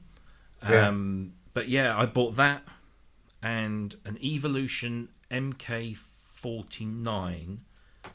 I had one of those, which was a plasticky control. I've still got it in the garage. I think the MIDI connection failed. This was pre-USB, so I bought that, and it came with a copy of Evolution Audio, which was their own brand digital audio workstation, which did have digital audio. So it was MIDI. It looked very much like an old Cubase thing, but it had MIDI. It had audio. But of course, the computers back then were pretty crap. I can't remember what I was running it on. It was Pentium 1 or 2 or something, whatever it was in the mid 90s. So yeah, that was my first one. What about you? Well, I was getting into it, and my mum, God bless her, like, kept buying me what she thought synthesizers was for Christmas, and the and I really appreciate it, but like they were these mini Casio things, like the MT60 and MT32 and stuff like that. Yeah. But eventually, I went into Dawson's, which is unfortunately no more. Didn't they get rescued? Oh, did they? Yeah. You carry on. I'll have a look. All right. Okay. So I went into Dawson's, and they had a second-hand Yamaha CS5 in there, and I thought, oh yeah, I've got to have this. But obviously, I was really skint. So I asked if I could pay like a bit off each week, just go in. And I was on the YTS at the time, and I used to get paid like £10 or £15 off it. It was only 250 quid, but eventually I got that. And then there used to be rehearsal rooms that we used to use called the Dead Fly. Have you ever heard of a band called Poison Electric Head? No. Right. Yeah, but they're kind of like Osric Tentacles kind of thing. Oh, right. Yeah, I know Osric. Yeah. They're kind of that type of band. Well, they used to run this. They were pretty big on all the, like the hippie festivals and stuff, like that kind of psychedelia kind of thing. Yeah. Anyway, they were selling a Poly 61. Somebody who they knew. So this was like about 2.5 miles from my house. Mm-hmm. So I had this CS5 that I paid for weekly, and I heard about this. £250 was my absolute limit. I could never go over that. And I borrowed £250 off my mum, and I went down to Dead Fly and got this Poly 61, not thinking that I had to carry it back. I didn't have a car or nothing. So I'm walking like 2 miles with this 5-octave, really heavy synth. Poly 61's really heavy. Yeah. And by the time I got to my house, I must have lost about 4 stone. I couldn't play it because my hands were shaking that much. Yeah. But they were my first two. Yeah. First two synths, the CS5 and the Poly 61.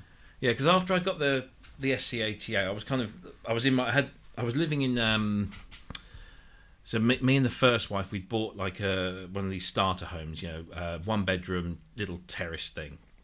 So all we had downstairs was the kitchen and the living room with an archway in between, and there was no space to put anything anywhere apart from in the corner. So I had my little computer desk and my computer and my my master keyboard here, and the SC88 just sat underneath the monitor because it's that that kind of shape, and that was my little world for some while. And then we moved house, and I actually managed to get a room, a spare bedroom to myself. So I thought, I can maybe get another keyboard. And this was at the time that the CS1X had just come out, the Yamaha, and I kind of I was. I saw this thing, it was blue and it was angular and it had knobs on it, and because this was the time when everyone was trying to come up with not there was virtual analog, but there was also kind of fake analog. So trying to make things look analog-y. Yeah, and Yamaha did this thing with the CS1 and the CS2X and the RM1X, and there was a whole bunch of things that they did.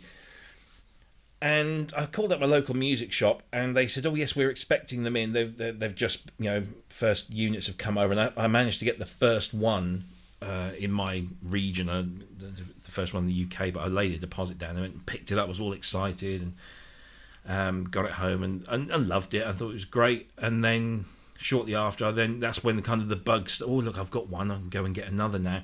And do you know what? I'll tell you this. I've got all this stuff here and all this stuff here. But I was the most creative when I just had the single SC88VL. I was knocking out tune after tune after tune. I would knock out like 2 or 3 tunes at a weekend, put them on a cassette, take it into work. And I was working in Argos at the time. I was a warehouse manager in Argos.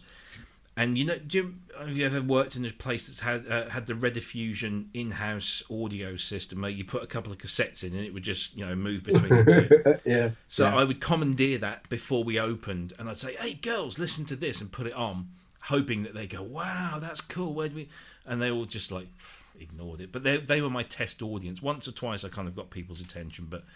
Yeah, I was knocking out all sorts of stuff. You need singing on it for girls like that to pay attention. They love the voice, don't they? Yeah. Similar. I got a friend of mine was going through a little bit of financial difficulty, and he said, like, "I've got some stuff here. You can have it. I just need X amount of pounds, to get me out of this crap." Yeah. So I went down and, I gave him the money. I didn't really want to take the stuff off him, but the CS1X was one of the things in it. And this is when they're getting old, like it's not that long ago, about 3 years ago, something like that. So I might have a go with this. I was just going to keep hold of it till he wanted it back, really. Yeah. That's what it did. But I'll have a go with this. It was great. Yeah. It sounded great. There are some patches on there that are really, really good. Yeah, it's a cracking little synth that, and it was never. I don't think it was never mega expensive, was it? It's $599. That's what I paid for it. That was brand new. Yeah, that's a cracking price for that. Yeah, I mean, it had this. So the way it worked was, it was at its core an AWM/XG synth. So if you wanted to throw general MIDI stuff at it, you could. But what it had was 4 banks of almost kind of pure, I would say pure waveforms, but just four banks of 128 sounds in each bank, and then you could layer them. So you could have up to 4 layers. So you could get some really thick kind of sounds going on, and also you had this morphing feature. So you had morph A and morph B, or 1 and 2, whatever it was, buttons above the mod wheel. So you could either select 2 individual kind of morphed settings, or you could press them both on and use the mod wheel to move from one to the other. And that was really a very expressive way of doing things. And it also had it had filter, cutoff, and resonance knobs, and it had a couple. I think it had 2 freely assignable knobs that you could assign to any kind of parameter. And then it had this kind of rocker button matrix on the right-hand side that was kind of pretty simple to get into. And it was a really nice, instantly gratifying synth. The only problem was, because it was all sample-based, when you start sweeping that filter, you get loads of stepping on certain patches. Some not so much, but others were. So, back then I didn't really care. I wasn't really a purist. It was just sounded good. But there were some really nice big pad sounds on there, and it had some of the classic kind of keyboard sounds, electric pianos and stuff, and string type sounds. But there was some patches that were very almost FM like, really, kind of glossy, glassy pads, and I actually sampled all of the ones that I really, really liked. And if anybody owns the Nostalgia plugin, that I think, who is it that distributed that? East West, or not East West? What's the other one? I'm trying to remember now. Anyway, there's all my CS1X samples and Prophecy samples are all in that, and I miss it. I do miss it. My friend bought it off me. My friend Mickey in Ireland, who I've done a lot of writing with over the years, and he's still got it. He bought it off of me. I think he's just thrown it in the loft now. But I keep wondering, should I ask for it? See if he wants to sell it back to me. But I'm just not sure that I think maybe the memory is more satisfying than the reality. Now that I've got other stuff that's way better, I think I'd get it and think, maybe it wasn't quite. Because I had the CS1X, I had the RM1X, I had the SU10, which is the little portable sampler that would sit on that lip on the right hand side. I was just a proper Yamaha, and still am a proper Yamaha slut. That was there's some good stuff. Asia has just mentioned that the CS6X, which I think one of our members is doing some stuff with, and I never really got into it. I remember seeing the CS6X come along because it not only had AWM2 and all that other stuff, but it also had other bits. You're waving your hands at me. Are you going? Just nip out for a sec. He's going to the loo. That's what he's doing. So anyway, I shall talk to the chat room. So yeah, the CS6X had all this kind of. I'm still listening. Oh, right, still listening. All this AWM stuff, but it also had the ability to have the daughter boards plugged in, so you could have the VL boards. You could get physical modelling in there. There was the AN board, so you could get the analog modelling in. All sorts of different things. It was. The more I look at it, the more I think, yeah, that's a bit of a classic. And there's one of the guys on the Pro Synth Network Facebook group is. I don't know if he's restoring one, but he's kind of dug one out and he's been creating a whole bunch of patches for it. And I messaged him and I said, what do these things go for? And they go for a pretty penny nowadays, which is disappointing. But maybe one day. Let's have a look at the chat room, see what's going on in there. Lots of Yamaha memories popping in there. Sasquatch says the CS1X was a great keyboard. It was just fun. I think more than anything, you don't take it too seriously. It was a fun keyboard, and say Asio Heads confirmed the CSX6. It really was. I think Depeche Mode used one of those as well. Wagoo's reminding us of the Yamaha DJX as well. That was a horrible thing, wasn't it? To look at anyway. And Andrew says now he says about my memory of Prince being better than the reality. Does that hold true of synths too? Prince was amazing in real life or not, but yeah, I think it does. I think there is a tendency to get nostalgic about certain keyboards, and then you buy them back and you think that wasn't quite as good as I remember it being. I've done that. Yeah. I've done that a couple of times. There's been a few synths that I've owned more than once, and most times I think you've got to wonder why you got rid of it in the first place, haven't you, really? Yes. There is a reason you got rid of it. Well, I did this thing when, I think I've told this story before, I wanted to buy an electronic drum kit or update the one that I'd got. And so because I was working with Akai and Alesis at the time, I had the ability to buy stuff at cost. And so I was going to buy the DM10, I think it was. And I thought the only way I'm going to afford this is to sell some gear off. And I just don't like selling gear. I'm a hoarder. That's what I do. Oh yeah. So at the time, I had the CS1X, the SU10. I had a DX27. I had a Roland PMA5, which was that kind of Filofaxy type synth in that like an Apple Newton type thing with a stylus. Yeah. What else? I had a couple of other bits. And I said, I really didn't want to sell any of it, but I thought I've got to. And the need for the drum kit was greater than my reluctance to sell. So I sat down and I looked at all the bits of gear that I'd got, and I said, right, CS1X, what does that do that can be done on anything else that I've got? And I actually looked at my Alesis Fusion, believe it or not, and I said, right, well, the Alesis Fusion has an FM engine. So yeah, DX27, you're gone. The Fusion has a sample engine. It also has virtual analog. So CS1X, that wasn't virtual analog, but it was trying to be. So for analogy type sounds, I've got. And I basically looked at the Fusion and thought, all of those instruments I can do stuff, with that. So that's how I rooted out what it was. And I had the RM1X as well, which had got less and less use since I wasn't playing live, because we were using that live and I wasn't doing that anymore. So that just sat there and never really got turned on.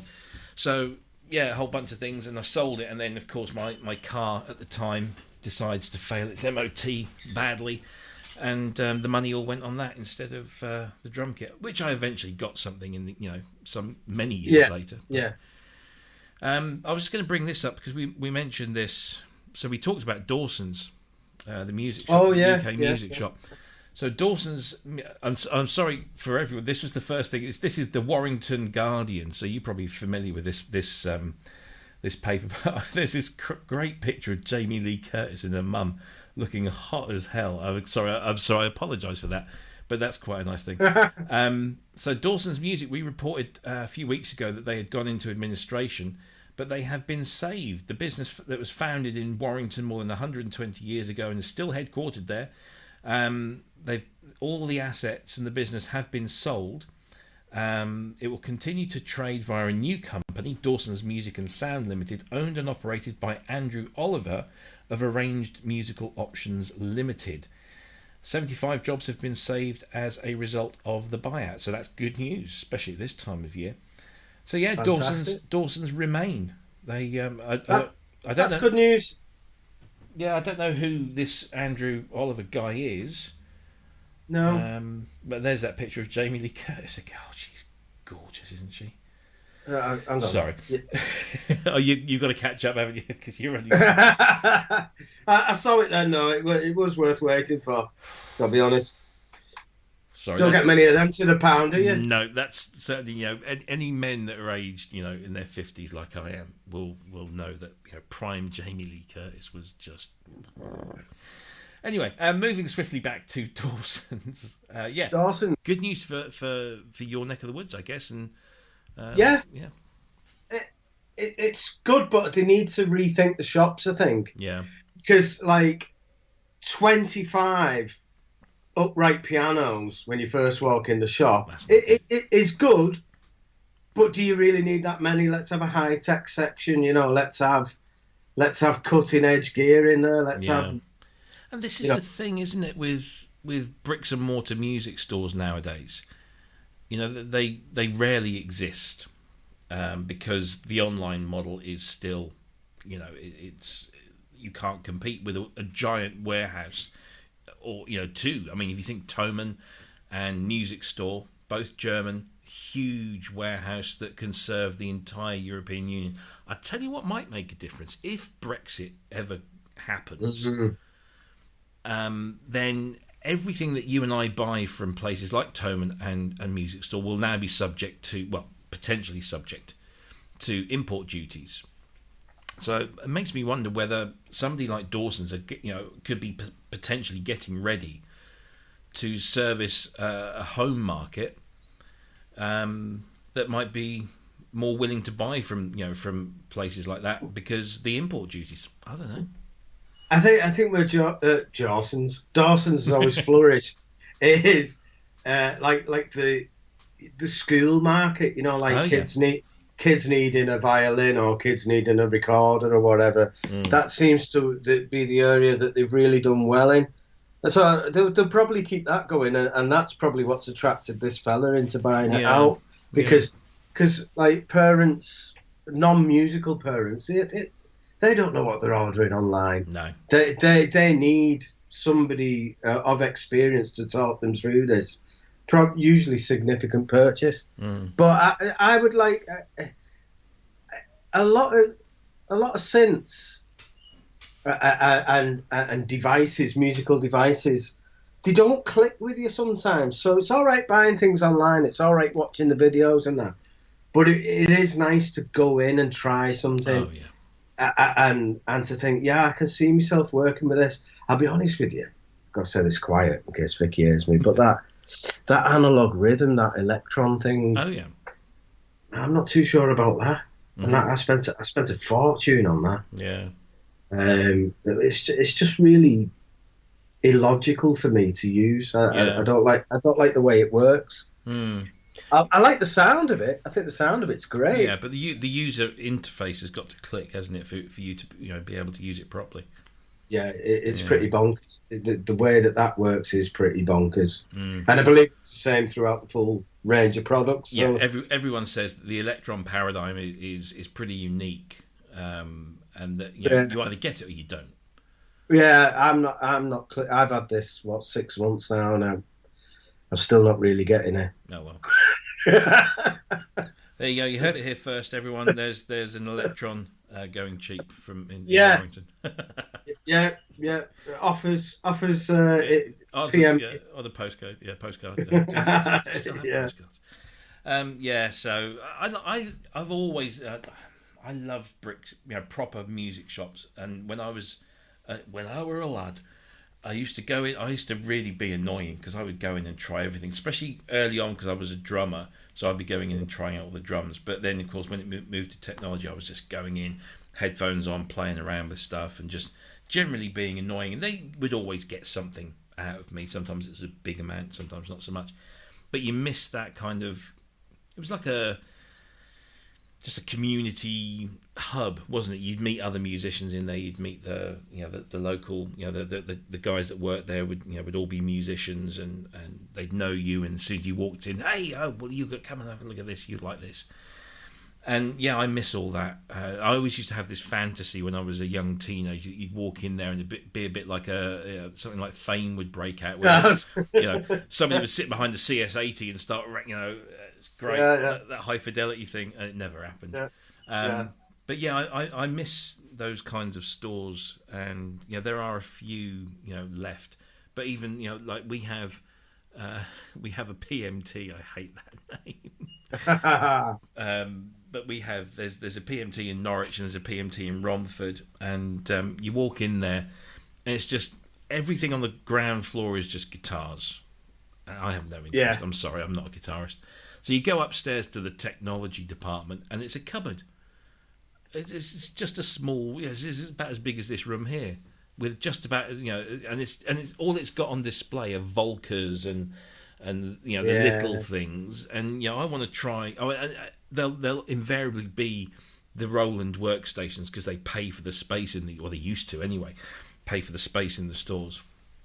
I don't want to see that. So I think nowadays that the whole market has changed, and like you say, people can now sit down and watch a video or tune into things like this and hear experience coming from users, and they've got a 14-day returns policy, so they'll get it and they'll think, oh, well, it doesn't click with me, I'll just box it up and send it back, and it doesn't cost me a penny. It's just try before you buy. And I guess it keeps Amazon or the delivery companies in business. So I think it's just the way it is. But I rarely buy new equipment at all. I'm all about buying old things. So that's I think that's a problem that the music stores have, isn't it? You go in there, you mess with something, you say, oh, I like this, and then you go home and you search for the cheapest price. You don't buy it. Yeah, I suppose it's a problem for a lot of bricks and mortar retail, whatever you're dealing with, really. But oh yeah, it's the same. It's not just synthesizers. It's a tough thing then. Yeah, you walk around the shopping centre and you say, oh, that looks like a nice 3-piece suite, or that looks like a nice cooker, or that looks like a nice microwave oven, and you make a note of the model number and you go home and you see how cheap you can get it online, delivered free of charge, and invariably you can. So the high street's just become. This is the thing. See, I used to work for Argos, and Argos were a catalogue retailer, and you walked into the shop and you bought or you picked up a free catalogue, and you just went home and you looked through, and then you could just order it. And the whole Argos model is why Argos still are thriving on the high street today, is because they were doing a version of what the internet is providing all those years ago. And that's I mean, people were talking about their first keyboards in the chat room. They're talking about PSRs and things. When I was first working at Argos and being the warehouse manager, whenever I was like on my own in the warehouse, I'd go to the section of the warehouse where we kept all the the Yamaha and Casio home keyboards, particularly the Yamaha ones because they were the better ones, and I'd sneak one out and plug it in and have a play around with it, and then box it up and try and make it look like it had never been opened. So I apologise to all the people that bought Yamaha keyboards from Argos in Stowmarket, because they probably had my greasy fingerprints all over them at some point. But yeah, it's good news. I think it's definitely good news that they've been saved, hopefully. And you mentioned about the whole educational thing. So in a town that's a place I tend to go, do most of my shopping, Bury St Edmunds. There used to be 3 music shops on the same street, and now there's only one. So the guitar shop, which was mostly guitars and a few other bits, that's gone, and the other shop was more pianos and stuff, that's gone.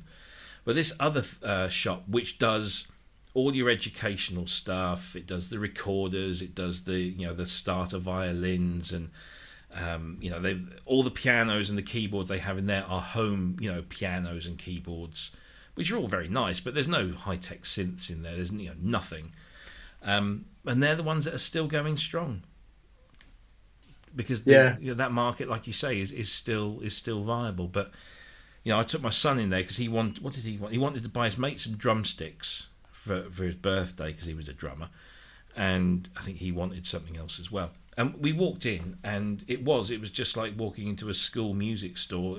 There was nothing there of any interest. I was like, oh well, boring. Oh, never mind. Yeah. But there is a massive market for that, isn't there? So somebody's got to deliver those goods. But then you say that there's a massive market for it. My son is now about to, in September, will start his GCSEs, and he's doing music technology. And I walked into his music room, which was my music room in 1984, and the main difference is that all around the edge they've got these like a kitchen work surface type thing all around the edge of the classroom. They've got iMacs, and they're all running Logic or Ableton, and they've all got plugins installed, and so they all just they sit at their desks and they have the lesson, then they move over to the thing, and they just whereas you and I will probably here are the claves, and here's the xylophone, and here's the triangle and the maracas, and then the teacher would sit behind the piano and you'd all have to play along with her. That was our music lessons. I'll tell you something now, though, that you didn't know about me, but I got a job in 2006 at the place where I'm still working now. But they were building a new media arts section. Oh, right. And I was brought in as the kind of advisor for all that. So I was literally given the budget, and we need kids to be able to study music technology here. We need a recording studio there, and I spent like 6-7 months kitting the whole building out, just like researching online, testing things out, and buying it. And I had so much fun. That was that was the greatest fun I've ever had. To the point where I nearly bought a Korg Oasis for the recording studio. That's I didn't get that in the end. I bought a Control 49 instead. And but I did have a grand piano in there. Okay.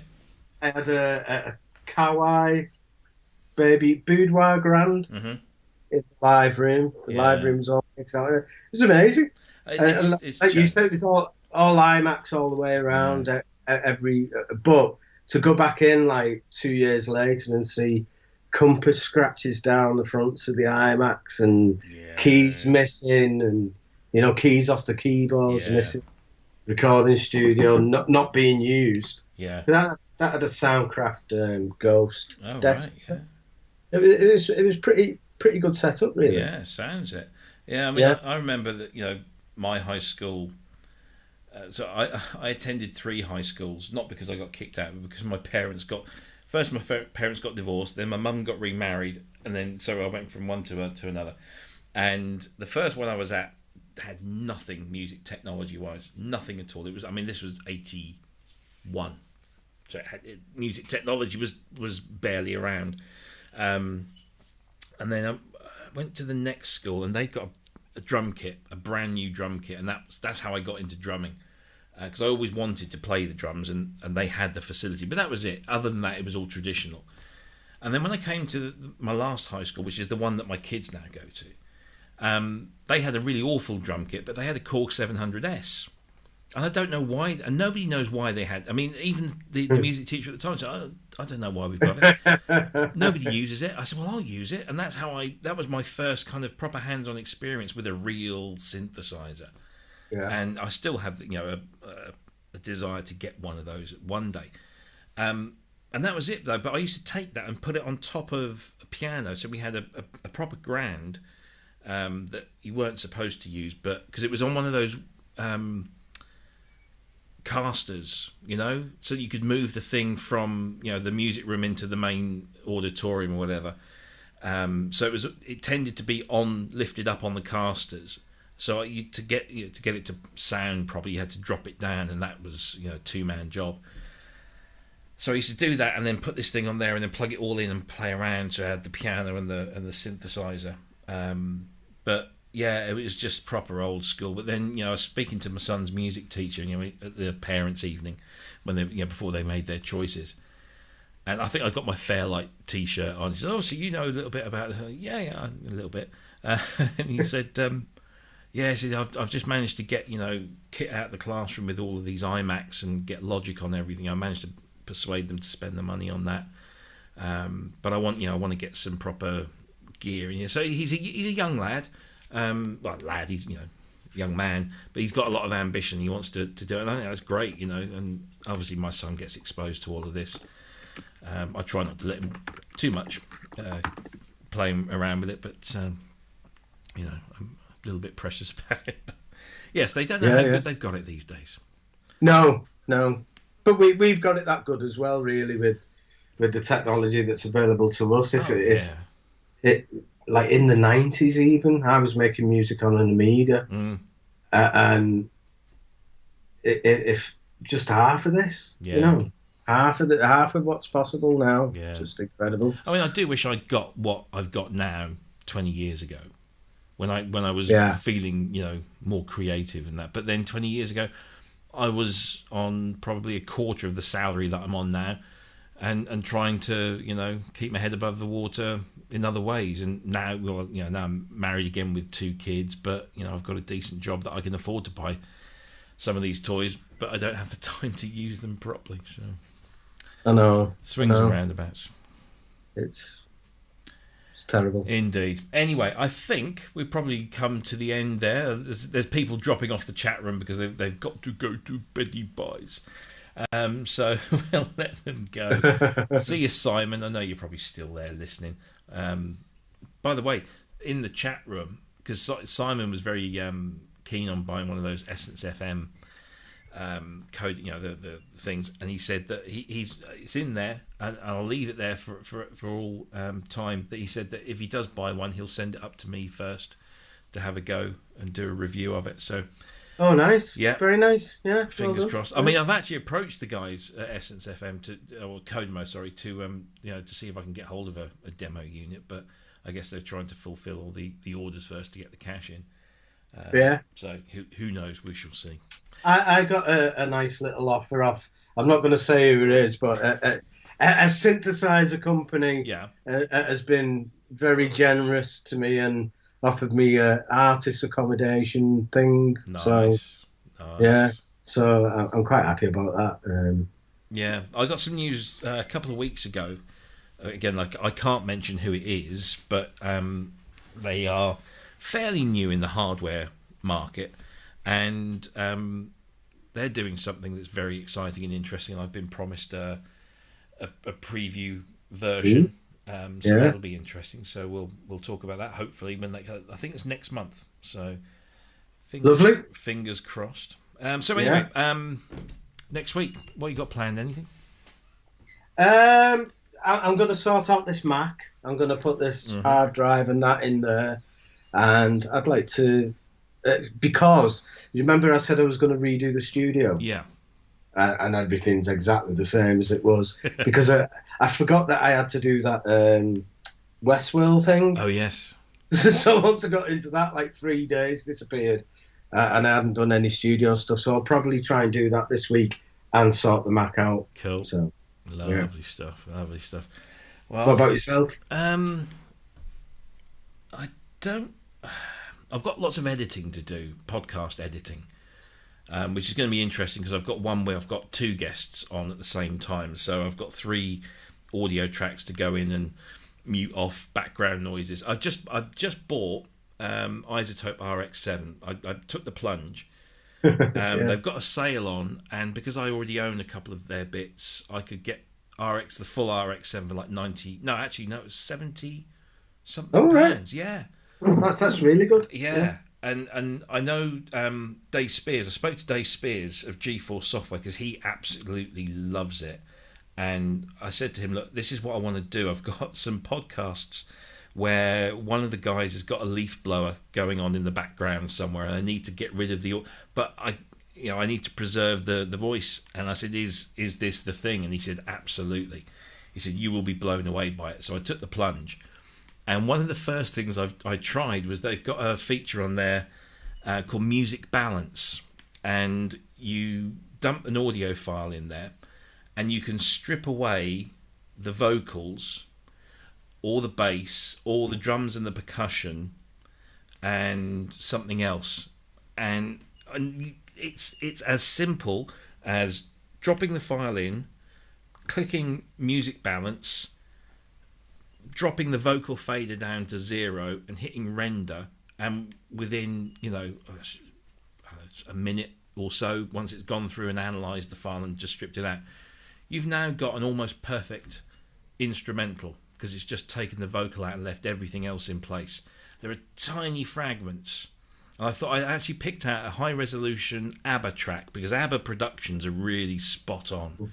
And I thought, let's see if it can get this and it just got it right out there, and it was brilliant. And they also bought Decoder based on my appearance yesterday on Ranzi's show. They were talking about the Decoder app, 25 quid at the moment on plug-in boutiques, half price. And I haven't really tried it, but you feed the audio into that, and you can then strip away, and isolate the different parts, and also export MIDI as well from it. It's 25 quid. Wow. Yeah. On plug-in boutique. So yeah, definitely. So what I want to do is I want to mess around with RX7. I like the fact that it's got a de-reverb as well, because my room here, as you can probably hear, there's a little bit of reflection because I've got this kind of 45-degree ceiling just here. I need to, because I rent this place, I can't fix permanent like padding and stuff up there. I might hang something, I don't know. But so yeah, the de-reverb's going to come in handy, and the noise removal stuff. So I need to experiment with that. So I've got I've got 3 interviews to edit. So I need to make a start on. Well, I made a start on one's almost complete, and I need to make a start on the other 2. I've got my Brian Eno that I really need to listen to, and I think Have I got something? Oh yeah, I've got a new ROM cartridge. Do you remember C-Lab? The company, yeah. C-Lab Notator, that then became eMagic, didn't it? And then Logic, yeah. It's Logic, isn't it? Yeah. So C-Lab back in the day produced a ROM cartridge for the DX7, and I found this thing online for about 60 quid, and it's got like 128 presets on there that I've not ever been able to find online anywhere. So I've got that hopefully turning up. So yeah, be messing around with that stuff. Sounds fun. You'll have to let us know what you think of that ROM cartridge. Yeah, there's hopefully some interesting sound. I'm trying to find more DX7 patches because that's where it gets really powerful. I'm still desperately searching for the Sound Source Unlimited banks that Dr. Manny Fernandez did back in the late 80s, early 90s. They're just rare as rocking horse shit. They really are.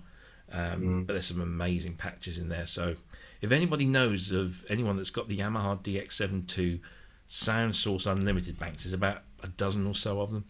I'm very interested in getting my hands on them. Anyway, there you go. So thanks ever so much. It's been quite nice, just me and Dee. Not saying that we do miss Cryss, but yeah, he's all right. He's all right. Yeah, he'll pass. But hopefully he'll be back next week, and also next week we have a very special guest, Bob Familiar, will be joining us. I can't wait for Bob to be on. Yeah. Really looking forward to talking to him. Yeah, so if you're a fan of Bob Familiar, then do join us next week, because we'll have him and the full complement of PSN presenters. So yeah, it should be fun. Looking forward to that one. Anyway, take care, everyone. Have a great week. Stay safe, stay healthy, make lots of music, and come back same time, same place next week, and we'll see you then. All right, bye-bye.